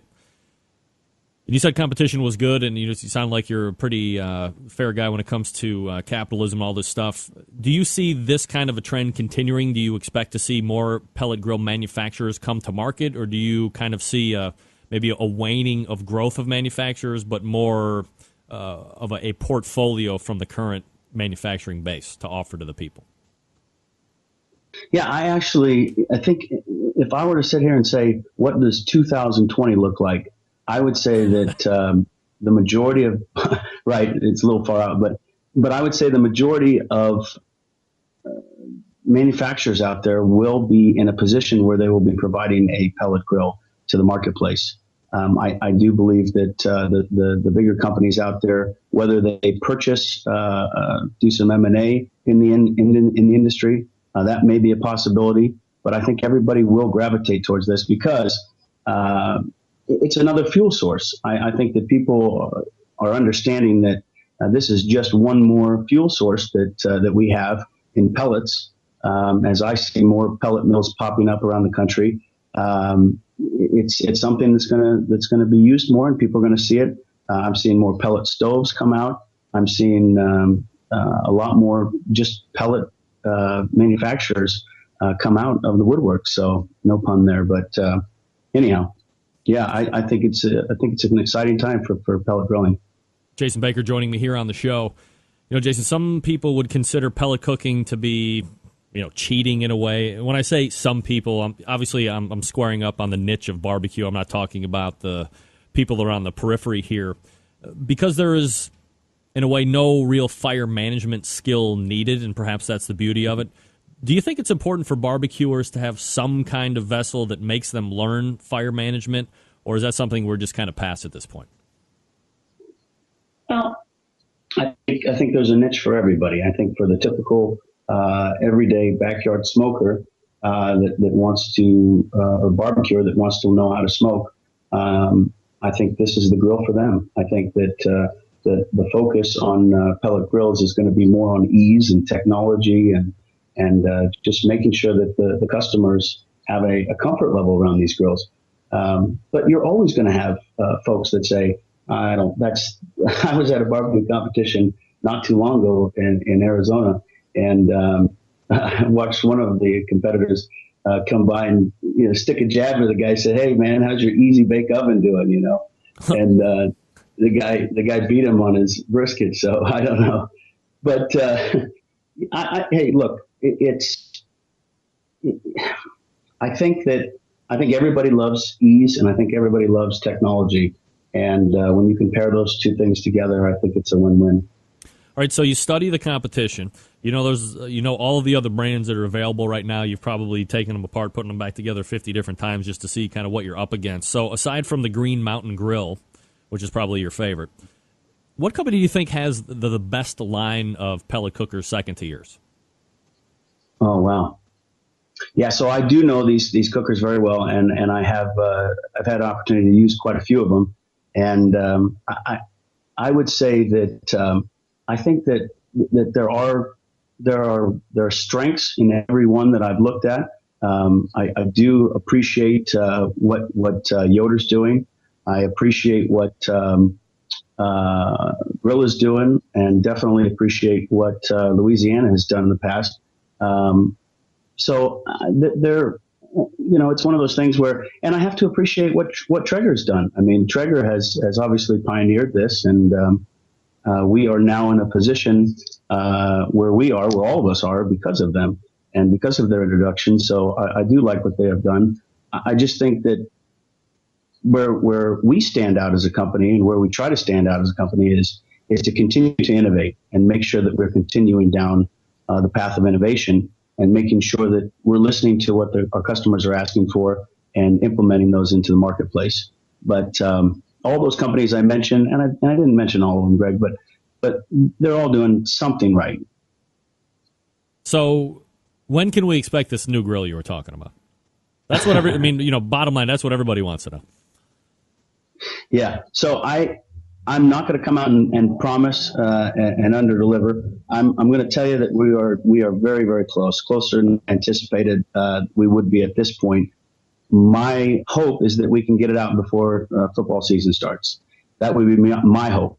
Will that happen? I don't know. I would be very excited if I could be attending some NFL events showing off the product. Absolutely. So we'll look forward to that, and we'll listen for updates. Jason Baker is the Director of Sales and Marketing for Green Mountain Grills. Jason, appreciate you coming on tonight. Thanks for doing it. Great. Thank you very much. I really appreciate it. And I'm still thinking about your toilet comment. I think that was hilarious. Toilet? And, what are you talking about? Yeah, exactly. The 71 hot dogs in 10 minutes. I mean, that's remarkable, that guy. All right, Jason, hold on a second. But you're not going to get away. Hold on. We're going to do Survey Tuesday with you. You brought it up, so here we go. How many hot dogs could Jason Baker eat in 10 minutes? Jeez. Be you honest. said you could do 20? I think I could do 20. You think you could do 20? Gosh. Did I match that? I think I could match that. All right, I think 20 I can do 20. All right, question number 2. Now, maybe you have already. Biggest reasons you haven't started your own barbecue competition cooking team? I, like you, am very comfortable where I'm at, and it's tough for me on criticism. Boy, I'll tell you, I think my food is good, so I don't need anyone to tell me it's not. There you go. Question number 3. Best chain burger joint? I'm a West Coast guy. It's In-N-Out. In-N-Out burger every day of the week, no doubt. All right, Jace, appreciate you coming on tonight. We'll look for you again soon. Greg, thank you, and happy birthday. Thank you very much. Take care. There he is. Jason Baker, Green Mountain Grills. Check him out, greenmountaingrills.com. All right, let's do this quick break. We'll come back with Dave Bouska here in just a second. Let me talk to you for a few minutes about the longest-running sponsor of the show, located in Warminster, Pennsylvania, the Barbecue Guru. Gang, if you've been thinking about automatic pit temperature control devices for your cookers, then stop here. This is the company that started it all. They are the creators of this technology. Why would you buy one from any other company? Now, maybe you're not familiar with how these little beauties work. I'm not going to get into the minutia, but imagine a product that allows you to set your pit temperature, and once set, it keeps it running at the set temperature all the way through the cook. Sound too good to be true? It's not. This is real life, and you can take advantage of this technology today. Now, maybe you're a busy working professional, or perhaps you are constantly on the run with the kids, doing errands. Quite frankly, you just don't have the time to sit around and tend pit temperatures. Barbecue Guru allows you to throw on a pork butt, a brisket, a couple slabs of ribs, and then you're off to do whatever it is you need to get done. The Barbecue Guru maintains that pit temperature you set it at. Now, we have a bunch of different options to choose from. You have that new unit, the CyberQ Wi-Fi. So if you have access to a hotspot, I believe it has internet connectivity already in it. Whatever the case may be, if you have a smartphone or a laptop computer or a tablet or whatever, you can just connect right into it. You can make adjustments on the fly. You can see where your cooking temperatures are at. You can see where your meat temperatures are at internally. It's fabulous. They also have the CyberQ 2 unit, still the DigiQ DX2, and that Party Q, which is $129 for most cookers. Ceramic cookers are at $139. But it's the easiest point of entry into pit temperature control devices. It's a self-contained package, and it runs on AA batteries. Now, maybe you're in the market for a cooker. Look no further than this Onyx oven. Folks, the Onyx oven has been winning on the competition circuit as well as in backyards all over the country. It's fully insulated. It holds a ton of meat. It accommodates half and full pans that you would find for food service. And, of course, you know it's going to work seamlessly with any of the Barbecue Guru pit temperature devices that you're going to buy. Do yourself a favor. Please, do me a favor. Head on over thebbqguru.com. Check out the products. If you have any questions on what to order, call them directly, 800-288-GURU. They'll make sure that you're outfitted with exactly what you need to get you up and running right out of the box. 800-288-GURU or thebbqguru.com. The Barbecue Guru, a breakthrough in barbecue technology. We're racing over to get Dave Bouska right after this. Stick around. We'll be right back.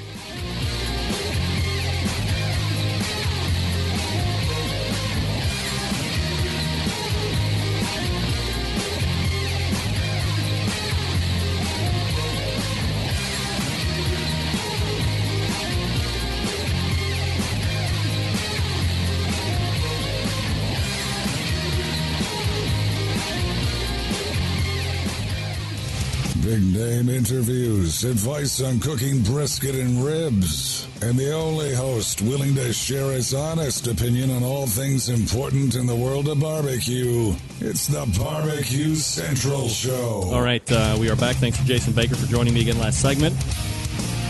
Helping me close out the show tonight, one of my favorite guests because of his vast knowledge of meat. And yes, he is one of the best pitmasters on the competition circuit as well, so we'll go ahead and race over the hotline. Welcome back in Pitmaster of Butcher BBQ, Dave Bouska, joining me here on the show. Dave, how are you, buddy? We're doing good, Greg. First off, happy birthday. Thank you, Dave. I appreciate you. And the 18 cases of sauce was absolutely spectacular. I had no idea it was coming. I appreciate it so much. You have no idea. Okay, it really wasn't 18 cases of sauce. People are going crazy right now, of course. Very jealous. Dave, let's start with what's going on over the last couple weeks, competition-wise. 2 weeks ago, it was Reserve in Artesia. I believe it's Artesia, New Mexico, and then a Grand this past weekend in Rio Rancho. You know, not a bad 2-week stint for you and the team. Are you kind of in the midst of hitting a good stride right now? Well, yeah, I'd say we're hitting our stride, or a stride. I had one cook tell me that doesn't seem that I get to cook until it gets hot outside, so I was teasing with him and told him, heck, I'll take a space heater and I'll turn it on if that's what it takes. Well, this past weekend seemed to be an exceptionally good cook, nothing lower than a 7th place.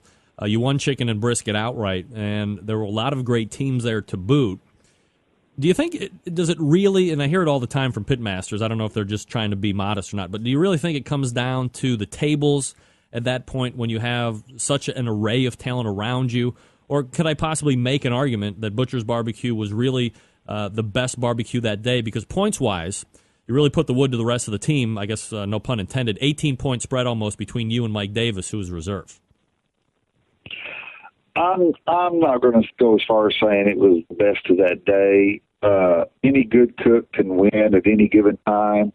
But I will say I think the real trick to cooking competition barbecue and being successful at it is finding a process, a recipe, and a way of cooking it that is repeatable from week in, week out, week in, week out.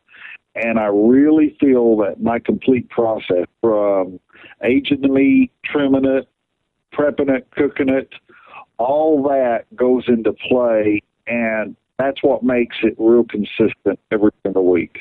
So maybe this is, in the back of my mind, what basically stops me from wanting to at least give it a try. You invest this money, you're going to go out. I know I'm going to get my ass handed to me right off the bat, probably the first many number of times.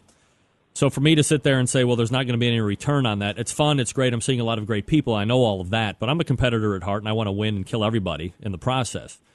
How are you able to gauge, as you're building all of this stuff that you were talking about, how are you able to gauge how it's working and when you need to start making adjustments, if it's not, to better your position? If you hit your points. When you're finished cooking, you're finished slicing, dicing, chopping, whatever, and you're put it in that box, if it is really as good as it can get. If it's not, don't expect the judges to give you the best score possible if you didn't think it was. I know what I want my food to be whenever I turn it in. And I am brutally honest with myself. And I will say that chicken is it. That's money. Or I will say, no, that I didn't like it as much this time. Or same thing with all my different food. When the turn-ins are done, if you're in the hunt. Now, that's all you can control. That's all you can do. You can't do nothing more than that. You then hope, and then I look at the contests I go to and the reps from KCBS that are running them. You get to know how they run the tent, how they run the judges, and that plays in it also. How do they distribute the master CVJs and the first-time judges? How do they instruct them to judge? All that makes a difference on your product. But if you don't hit your point, I think you're fooling yourself thinking that you got great food if the points weren't hit. I mean, you just keep saying, yeah, that was the best there was. And you're not honest with yourself and saying, dude, that brisket was kind of flat. I know that. I should expect first. That should be a 10 through 20th type brisket. You gotta be honest with yourself first. Dave Bouska joining me here on the show, Pitmaster of Butcher BBQ, of course, the website butcherbbq.com. Your 9th overall, currently Team of the Year, KCBS. We're almost midway through July, I guess. So a little more than half the season gone, but lots of big competitions yet to hit. This is where they really start to pick up. I think we talked about at the beginning of the year. I mean, you're still making that effort and chasing Team of the Year at this point?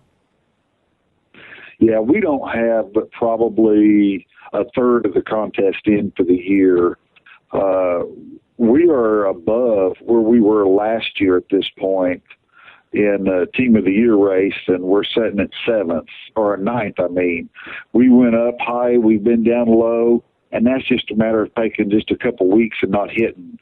High congrats to everybody that's in the hunt right now, and what you have to remember is it's not a sprint, it's a marathon, so everybody's got to keep going at it. All right, so I don't want to put you on the spot here, Dave, but since you're on the phone and it's my show, I'm going to do it anyway. You look at the top 5, Tippecanoe, True Bud, Little Pigtown, Pigskin Barbecue, and Big T's Q Crew. At least 3 of the top 5, that being Tippecanoe, True Bud, and Big T, seem to be winning quite a bit recently.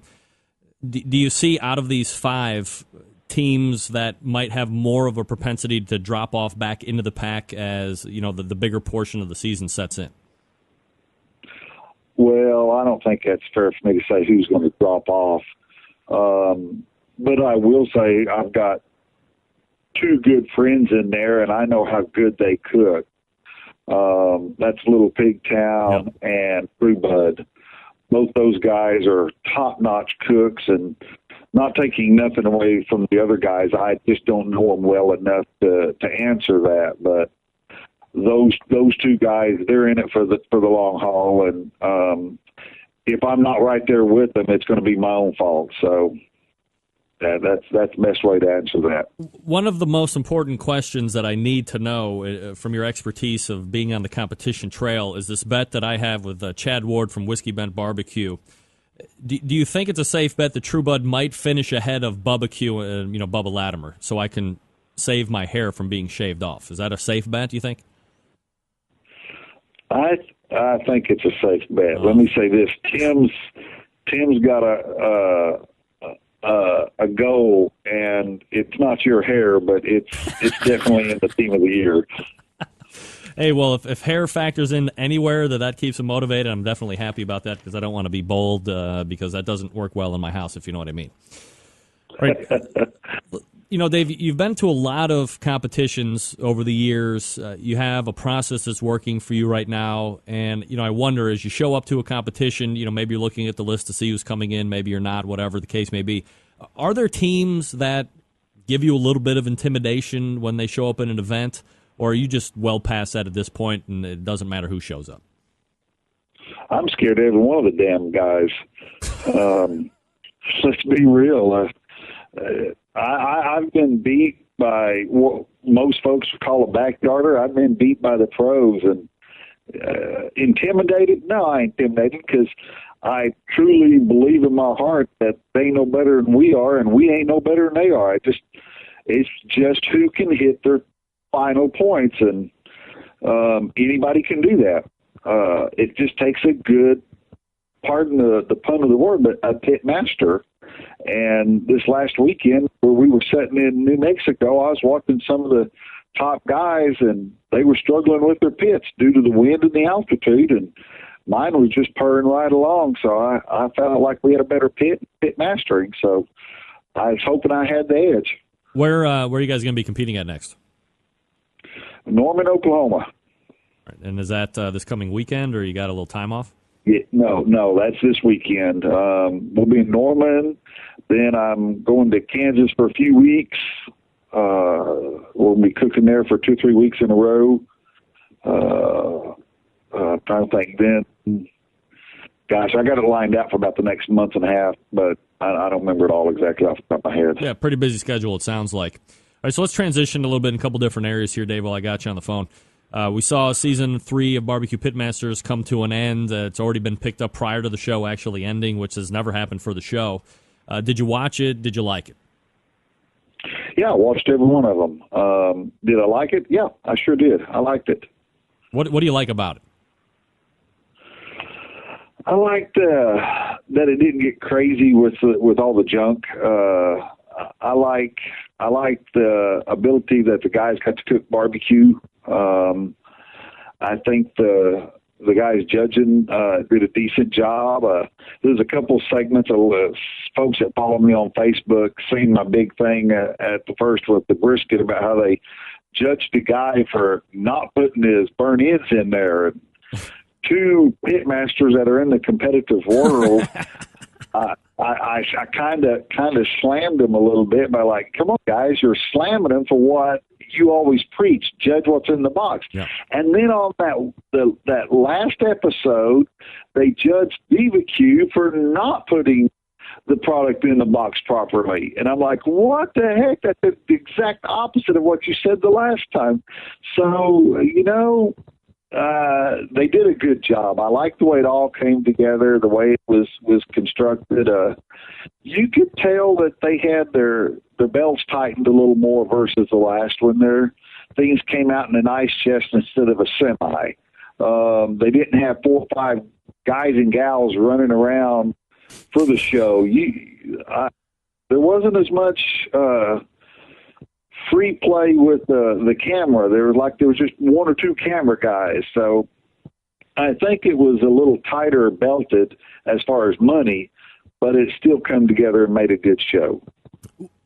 Given your druthers, if the original media and John Marcus came to you and said, Dave, what would you like to see change to the show? What do you think would make it better? Would one of those suggestions be adding the upper echelon of teams and the sanctioning bodies versus getting that wide array or wide mix of teams that they had on this year? Well, I don't know if it'd be great for audiences. In a business standpoint, let me ask you, who are the top cooks that are on that you would say is on the show? Let me turn tide. Let me ask you that, Greg. Who would you say is the top cooks? Who are the top cooks on the show, or who would I like to see on the show? Who would you say are the top cooks in the nation right now? So that's Dave Bouska from Butcher BBQ, Tippy Canoe, Q-Ow, I mean, he's not high in the rankings right now, but I love Mike Davis. I mean, he always seems to really pull through. Okay. Out of those guys, only one have ever been on TV. Let's say you added Munchin Hogs at the Hillman, you added Pellet Envy. Yeah, well, you add those guys. They're not the ones that's going to pull ratings in. The Triggs, the Myrons, those are already household names. The Bobby Flays. Yeah, but Bobby Flay isn't going to be on that show. And Johnny Trigg is household, yes. But they made an effort to get these guys that, and no offense, that most, a lot of people didn't hear of. There was a good portion of that. So if you take, and I finally got to personally meet Robert McGee from Munchin Hogs at the Hilton a couple weeks ago. And look, some of these guys you talk to, they're great cooks. Their personality is shit, so they're going to make bad television. But those guys that you just mentioned, they have really good personalities too, and they're top cooks. So I guess to some degree, I wouldn't mind seeing that because they're kind of giving you both. They're top cooks, but they're good. They would be good in front of the camera with that personality. I think so, and I think cooks like, as you said, throw myself in there. I don't know if we'd want to do a staged setup like that, but I personally would like to see more of a documentary style. Follow a KCBS team all the way from the meat out, all the way from buying their meat. That'd be, I think, a neat setup. That could be under the something else. But as far as a cooking show, this last round I thought was really, really good. I don't know if there'd be any major improvements or not. Yeah, I think this was probably the best effort so far. So let's go ahead and transition out of the TV talk and let's get into what you know best, which is beef talk. For the people that don't know Dave Bouska, and this would probably be more towards the people that are going to pick this up on podcasts and they're just kind of periphery fans of the show and of barbecue and grilling. What's the background in the beef business with Dave Bouska? I've been in the meat business just 30 years, just a hair over 30 years. I started out in a little bitty small mom and pa retail meat market grocery store. I had a 70-year-old man teach me how to cut hanging beef back when I was 15 years old. And I literally fell in love with cutting the meat, packaging it, making sure it was right, and doing everything I could do to sell it in the time frame that the meat allowed. I grew from there.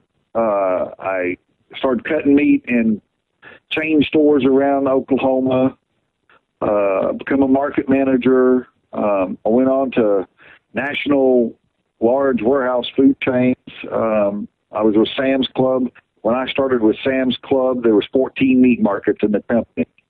I grew from there. I went to the East Coast. I lived in New England for a while, opened up, 20, 25 different Sam's Clubs up there, traveled all around over there, came back to Oklahoma, stayed with Sam's for a long time, did some more traveling, different states for them. And finally, I was getting tired of the corporate world and doing all that, so I went back to work in a little bitty grocery store, and finally decided to open up my own place, and I've been doing that ever since. Is this the best time that you've had doing it, or did you kind of enjoy each position that you were at, each station you were at? I love every bit I've done my whole life. There is not another job I want or have regret I have never taken. I love cutting meat. I get up at 6 o'clock. I go to work every morning for myself. My son now works with me in the meat shop, and I absolutely love educating people that we go out and still do the farm kill. We bring it back, we hang it up, educate people on how all that works. There's nothing I'd rather be doing right now. Dave Bouska joining me here on the show. ButcherBBQ.com is the website if you want to check it out and grab some of his injections, sauces, rubs, marinades. You got that grill product, absolutely fantastic. You know, Dave, one of the things that I've heard recently, especially over the last couple of years, is this whole trend of artisan beef. Like I said, it's gained some recent popularity. And I guess what I mean by that, from birth to slaughter, knowing where your beef comes from, what kind of, almost like wines and vintages.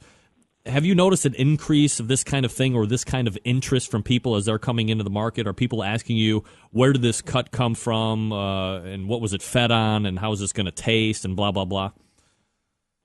I would say there's been an increase in folks wanting what you call artisan beef, or what been also coined as natural, to where people can know it's doesn't have anything hormones in it, all the way from the feed that it ate, all that. But the problem with that is people don't want to pay for it. Where these feedlots can feed thousands, hundreds of thousands of beef and buy it, train loads of food, and the small producer cannot do that. They cannot raise five they can raise 5, but it's going to be the same cost. They can raise 100 for the same cost of 5. So it's going to cost a lot. And the end users right now, we're not willing to pay for that luxury. I don't think there's as many as what the public newspapers and news media is out there to be. And I forget what else you asked. Heck. No, that was pretty much it right there. I don't know if people want to know about this or not, but I do. And I don't know how many people think about it, and I would imagine you've seen this quite a bit through the years in the business. If you could, kind of take us through a slaughter process. What kind of conditions have you seen? Have you seen tremendously bad conditions? Have you seen any type of reform or legislation that has been passed to make sure that these areas are, clean and sterile? What have you seen, and what kind of an environment are we working in today? Okay, overall, this is the best conditions in the world is what's going on right now.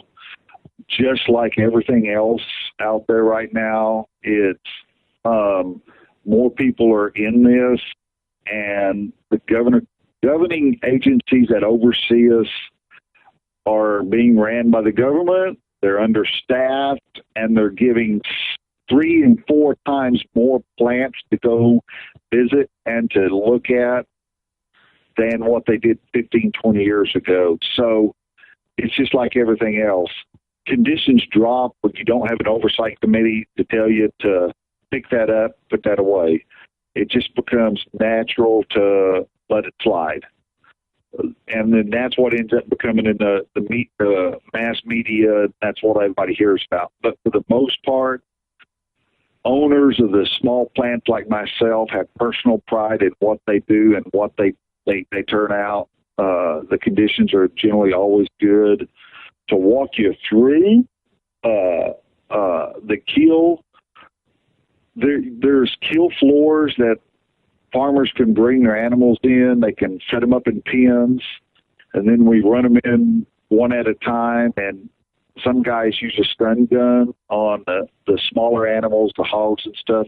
Some guys will use a gun. We still use a 22 mag on ours. Some folks have blank shots that come out of it shoots a metal rod out, just enters them and come back safe, retracts back in. And then, and then you're doing that like in the brain stem or in the head, or like where are you shooting them at? You actually shoot them between the eyes, about 3/4 inch up. Wow. My plant, we don't have a kill floor. We still do the farm kill. We have a big gooseneck truck, and we schedule them out. I've got animals scheduled for this whole year, and then about 50 animals scheduled for next year already. And we still go out to the farm. We kill them on the farm. We skin them, gut them, hang them up, quarter them, roll them in the truck, and then load up all the non-essentials, all the offals, bring everything back to my plant and start rolling them in the cooler, weighing up, rolling them in the cooler, and start letting them age. All right, so at this point, it's probably like no big deal. You do it every day like you eat chips and drink Coca-Cola. Was there a point at some point where it was a little awkward for you to off the cow, or it didn't matter? No. Heck, I can sit on dead cow and eat dinner. That doesn't make any difference. As far as that, you know, when you open up the punch, it's never a pleasant smell, but it's just something you get used to. There's folks that work in sewage plants, and I'm sure, you know, they don't smell nothing, but I don't have no problem with it. All right, so once you get them back to your plant, you quarter them and you do away with whatever the stuff you're not going to be able to do anything with. You know, how do you go about butchering down the meat into what consumers are going to get? And, you know, are you grading that stuff, or is somebody else coming in to grade it, or stuff being, I've heard that the best cuts are always being shipped off to Japan because Americans won't pay for that stuff. You know, how much of that is true and how much of that is fiction? In large plants, I'm talking XL, IDP, that type thing. There again, it goes back to what I was saying a while ago. The inspector has approximately 7 seconds to grade the animal. That's not that long. Wow. He has to look between the 13th and 14th rib, and he grades it. He rolls it, and it goes down the line. There's not a lot of time for the inspector on that end. As far as separating it, there's different. There again, we're getting back into the CAB, the different programs that will. Swift has some on pork that having of a higher grade, yield grade, a higher marbling grade. Every manufacturer has that, and they do separate that. But as far as that, the programs for that, in my personal plant, we don't do any retail. Our meat is, per se, not inspected for retail. Everything we do is inspected for the consumer. The farmers get everything back on my end. So we just call the farmers, get the cut instructions, how they want them cut, how thick, how many in a package, how big a package of hamburger, what patties, what sausage, stuff of that nature. And we usually let it hang anywhere from 10 days to 2 weeks. The coolers have a big play in that, how much moisture is in the cooler, how much humidity, airflow, what we call cover on the animal, how much fat's on it. Then we'll roll it into the cutting tables after the time has passed, and we start cutting it up. Dave Bouska joining us here on the show, talking about a little bit of the meat business. So there was this huge rage going on and on about mislabeling of meat, and Kobe here is not Kobe because it's not from Kobe, Japan, and then Wagyu came, which is American Kobe, and maybe that's not even the case. What is exactly the deal with this mislabeling? Is it as bad as everyone is making it out to be? Is there not really Wagyu or Kobe, or what's going on here for consumers? It's not being mislabeled. It's being mismarketed. The labeling is correct. It's labeled as Wagyu beef. Wagyu is just American bred beef. Kobe is from the Kobayashi, Japan, or however that's said. That's Kobe beef. Here in the United States, it's labeled as Wagyu, and that's where it goes out. The marketing folks call it Kobe style. The restaurant owners call it Kobe style. The butchers behind the counters call them Kobe beef. When it's not, it's Wagyu beef, Kobe style. But they leave off the first part, and they have misled folk in making them believe that it is from Japan when it's just the Americanized version of the beef. All right, one of the other hot topics earlier in the year, and it's probably been going on for a number of years, is pink slime. And did it get kind of a bad rap? Yeah, I'd say it got a bad rap. I know what it is. I'm not super educated on that. I do a lot of reading. I get weekly stuff from the government. The folks that I know that use it or did use it, they've been hurt because they can't get it anymore, and the final use is going to be the consumer. What it originally started out being was they were able to extract the last bit of meat proteins from bones, and people thought that it was things that went to dog food or things that were inedible. Well, they were only inedible because we said it was now inedible. If it's not if we don't claim it as being inedible, it's still an edible product. The only difference between the bones that went in those cans and the bones that were in the meat, let's say a T-bone, is we threw those in the can and said it's no longer inedible. If we took that same T-bone, we threw it in the can, it's now classified inedible. All they did was they started finding better ways to get more product from the same amount of meat.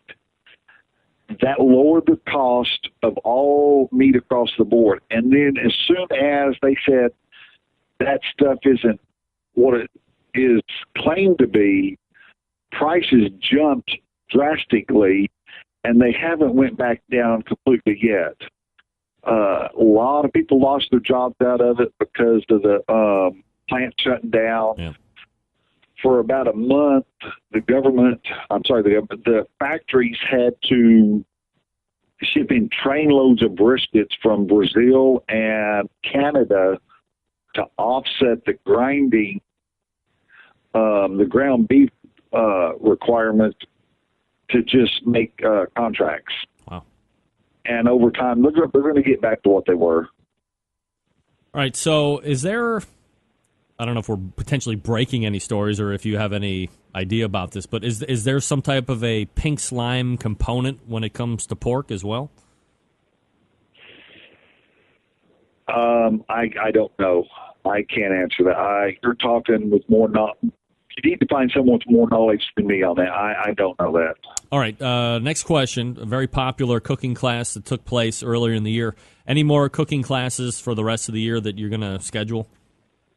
Yeah, I'm in the process of getting all the paperwork together and it up on the website, but we will have one the very end of December in Southern California. And I am talking with one of your sponsors that contacted me about 10 days ago of having one in March on the East Coast. Oh, I bet I know who that is. Absolutely fantastic. Yeah. Now, this, I talked about it, I believe it was the first read that I did, is this Butcher BBQ's new trade-in program. So if I'm not happy with a competitor's injection and I have 15 pounds of it because I thought it was going to be the best thing ever because 20 people told me, and then I realized I don't like it or my score started to tumble, now I can fill out a form on the website, butcherbbq.com, go to trade-in, fill out this form, and then send back the amount that I have left of the competitor stuff, and then you're going to send me back similar but the Butcher's brand of whatever I send you. Absolutely. Without ever even thinking about it. We'll weigh it. If I see you got a pound, I'll send you a pound of Butcher's barbecue injection. If I see you got 2 pounds, that's what we'll send you back. Where or why or what is the impetus for a trade-in program? Were you getting a lot of feedback from people at competition saying, I bought X and X and I just don't like it, and you got enough feedback where you're like, makes sense for me to put this trade-in program together where I'm keeping my customers happy, but now I have potential of kind of sheeping off of the competition as well? Okay, I'll go with that. That's a great one. Yeah. Was it not not that difficult? It's marketing. I'm in business. We've got some good competitions out there, good competitors out there. I'm just trying to spread my product out there with folks that have been taken in with mismarketing, let's call it. All right, and then is that something that's just going to run ongoing, or is that going to be like a limited time only thing? Haven't decided yet. We'll see how large it gets. If there's a lot of product out there we get back, and we've already started getting lots of calls, and how do I go about this? Once I fill up a 55-gallon drum of this stuff or a pickup bed of this stuff, we might just switch it, and we might try it with rubs or something. Who knows? We'll see. So the ongoing question in my mind is, what are you going to do with all the competitor stuff? I may have to call DEQ or something with the stuff that other people have out there. They may have to hazmat it out or something. I don't know. There you go. Who knows? But it's a step of marketing genius here by Dave Bouska. And again, you can find him at butcherbbq.com. Dave Bouska runs Butcher Barbecue and the Pitmaster for the same team name. Dave, always appreciate the time, and thanks for coming out tonight. Greg, appreciate you. And tell your family thanks for sharing you on your birthday. Oh, you got it. Absolutely. And I appreciate the birthday wishes. There he is. Dave Bouska, Butcher Barbecue. If you don't like your injection, send it to Dave. He's going to give you his product back in return. You've wasted nothing. All right. Last one before we go, gang. Let me tell you quickly about Tasty Licks Barbecue Supply. Look, unsavory businesses and creeping marauders at each and every turn on the internet. I think we can all agree on that. But sometimes you're looking for a barbecue or a grilling item that just isn't stocked anywhere in your hometown or the next town over or the next town over from that.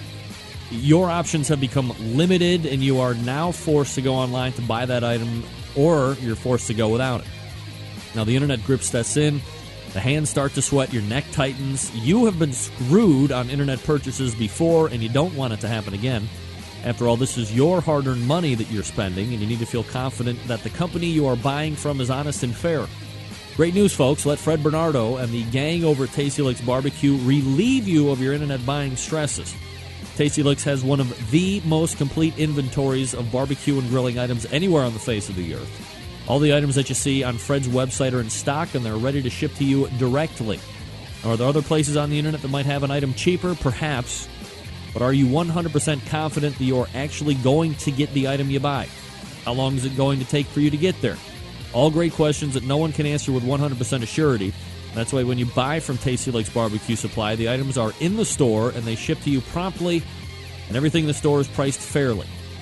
Tasty Licks carries grills, smokers, ceramic cookers, electric cookers, various charcoal types, wood chunks and chips, cookbooks, accessories. If they don't have it, you don't need it. And on top of all of that, Fred carries many of the show sponsors in his store as well. So you're doing an almost 2-for-1 type deal, sponsoring, or you're shopping at a sponsor and you're buying a sponsor's products. It's the best of both worlds. And don't forget that Tasty Licks has their own line of barbecue rubs and sauces as well. Be sure to try those. So do yourself a favor. Head on over to tastylicksbbq.com and let the confidence exude from you as you make your purchases online. Then you enjoy your items upon delivery. Don't forget that Fred and the gang are there to help you with after-the-sales help if you need it. tastylicksbbq.com. We're going to come back and wrap the show up right after this. Stick around. We'll be right back.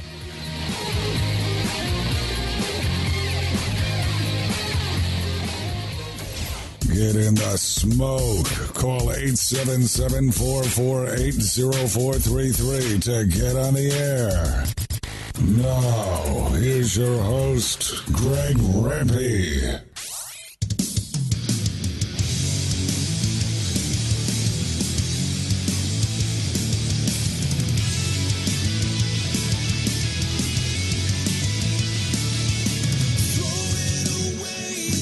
All right. Thanks again to Dave Bouska for joining me. You probably didn't plan on spending 35 minutes with me. Hey, when you're a sponsor of the show, sometimes you got to suck it up. Spread the wealth. And by wealth, I mean knowledge. Lots to go back and review. If you just listen to it live, this is going to be another segment of Dave's where you're going to want to go download it and see what you missed. Or go back, make sure you're writing stuff down, questions to ask, whatever the case may be. Always appreciates the fact that, A, he sponsors the show, that he finds it valuable enough to actually spend money on being a part of it.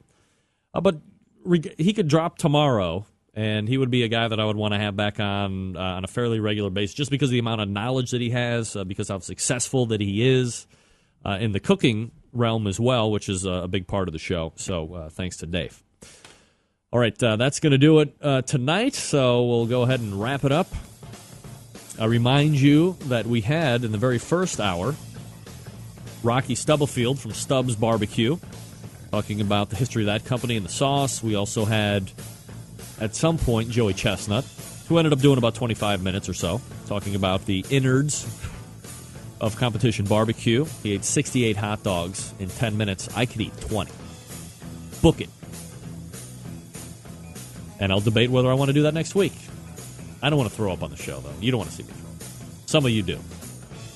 And then we had, in the second hour, Jason Baker from Green Mountain Grills. GreenMountainGrills.com. Check out their line of cookers. They have powder coat and stainless as an option. Stainless would be the option. And remotes, too. And then we close out the show with Dave Bouska from Butcher BBQ. Also, that trade-in program, if you're unhappy with your injection, go to the website, butcherbbq.com, and click on trade-in and go from there. All right, let me remind you to control the rusty grill grate population. If you cook with raw cast iron, do yourself and others a favor. After every cook, as it starts to cool down, hit it with a little bit of Pam or a little bit of Crisco, let it bake in. It'll give you years of rust-free service, generations of rust-free service, potentially. But do it every time. Once rust gets on raw cast iron, it is tough to keep from spreading like the plague. Also, September 11th, 2001, I will never forget. Rod Gray is in next week. Meathead is in next week. We'll probably get some other competition stuff going as well. Until next Tuesday at 9 p.m. Eastern Standard Time, this is your program host and proud U.S. American, Greg Rempe. Good night now.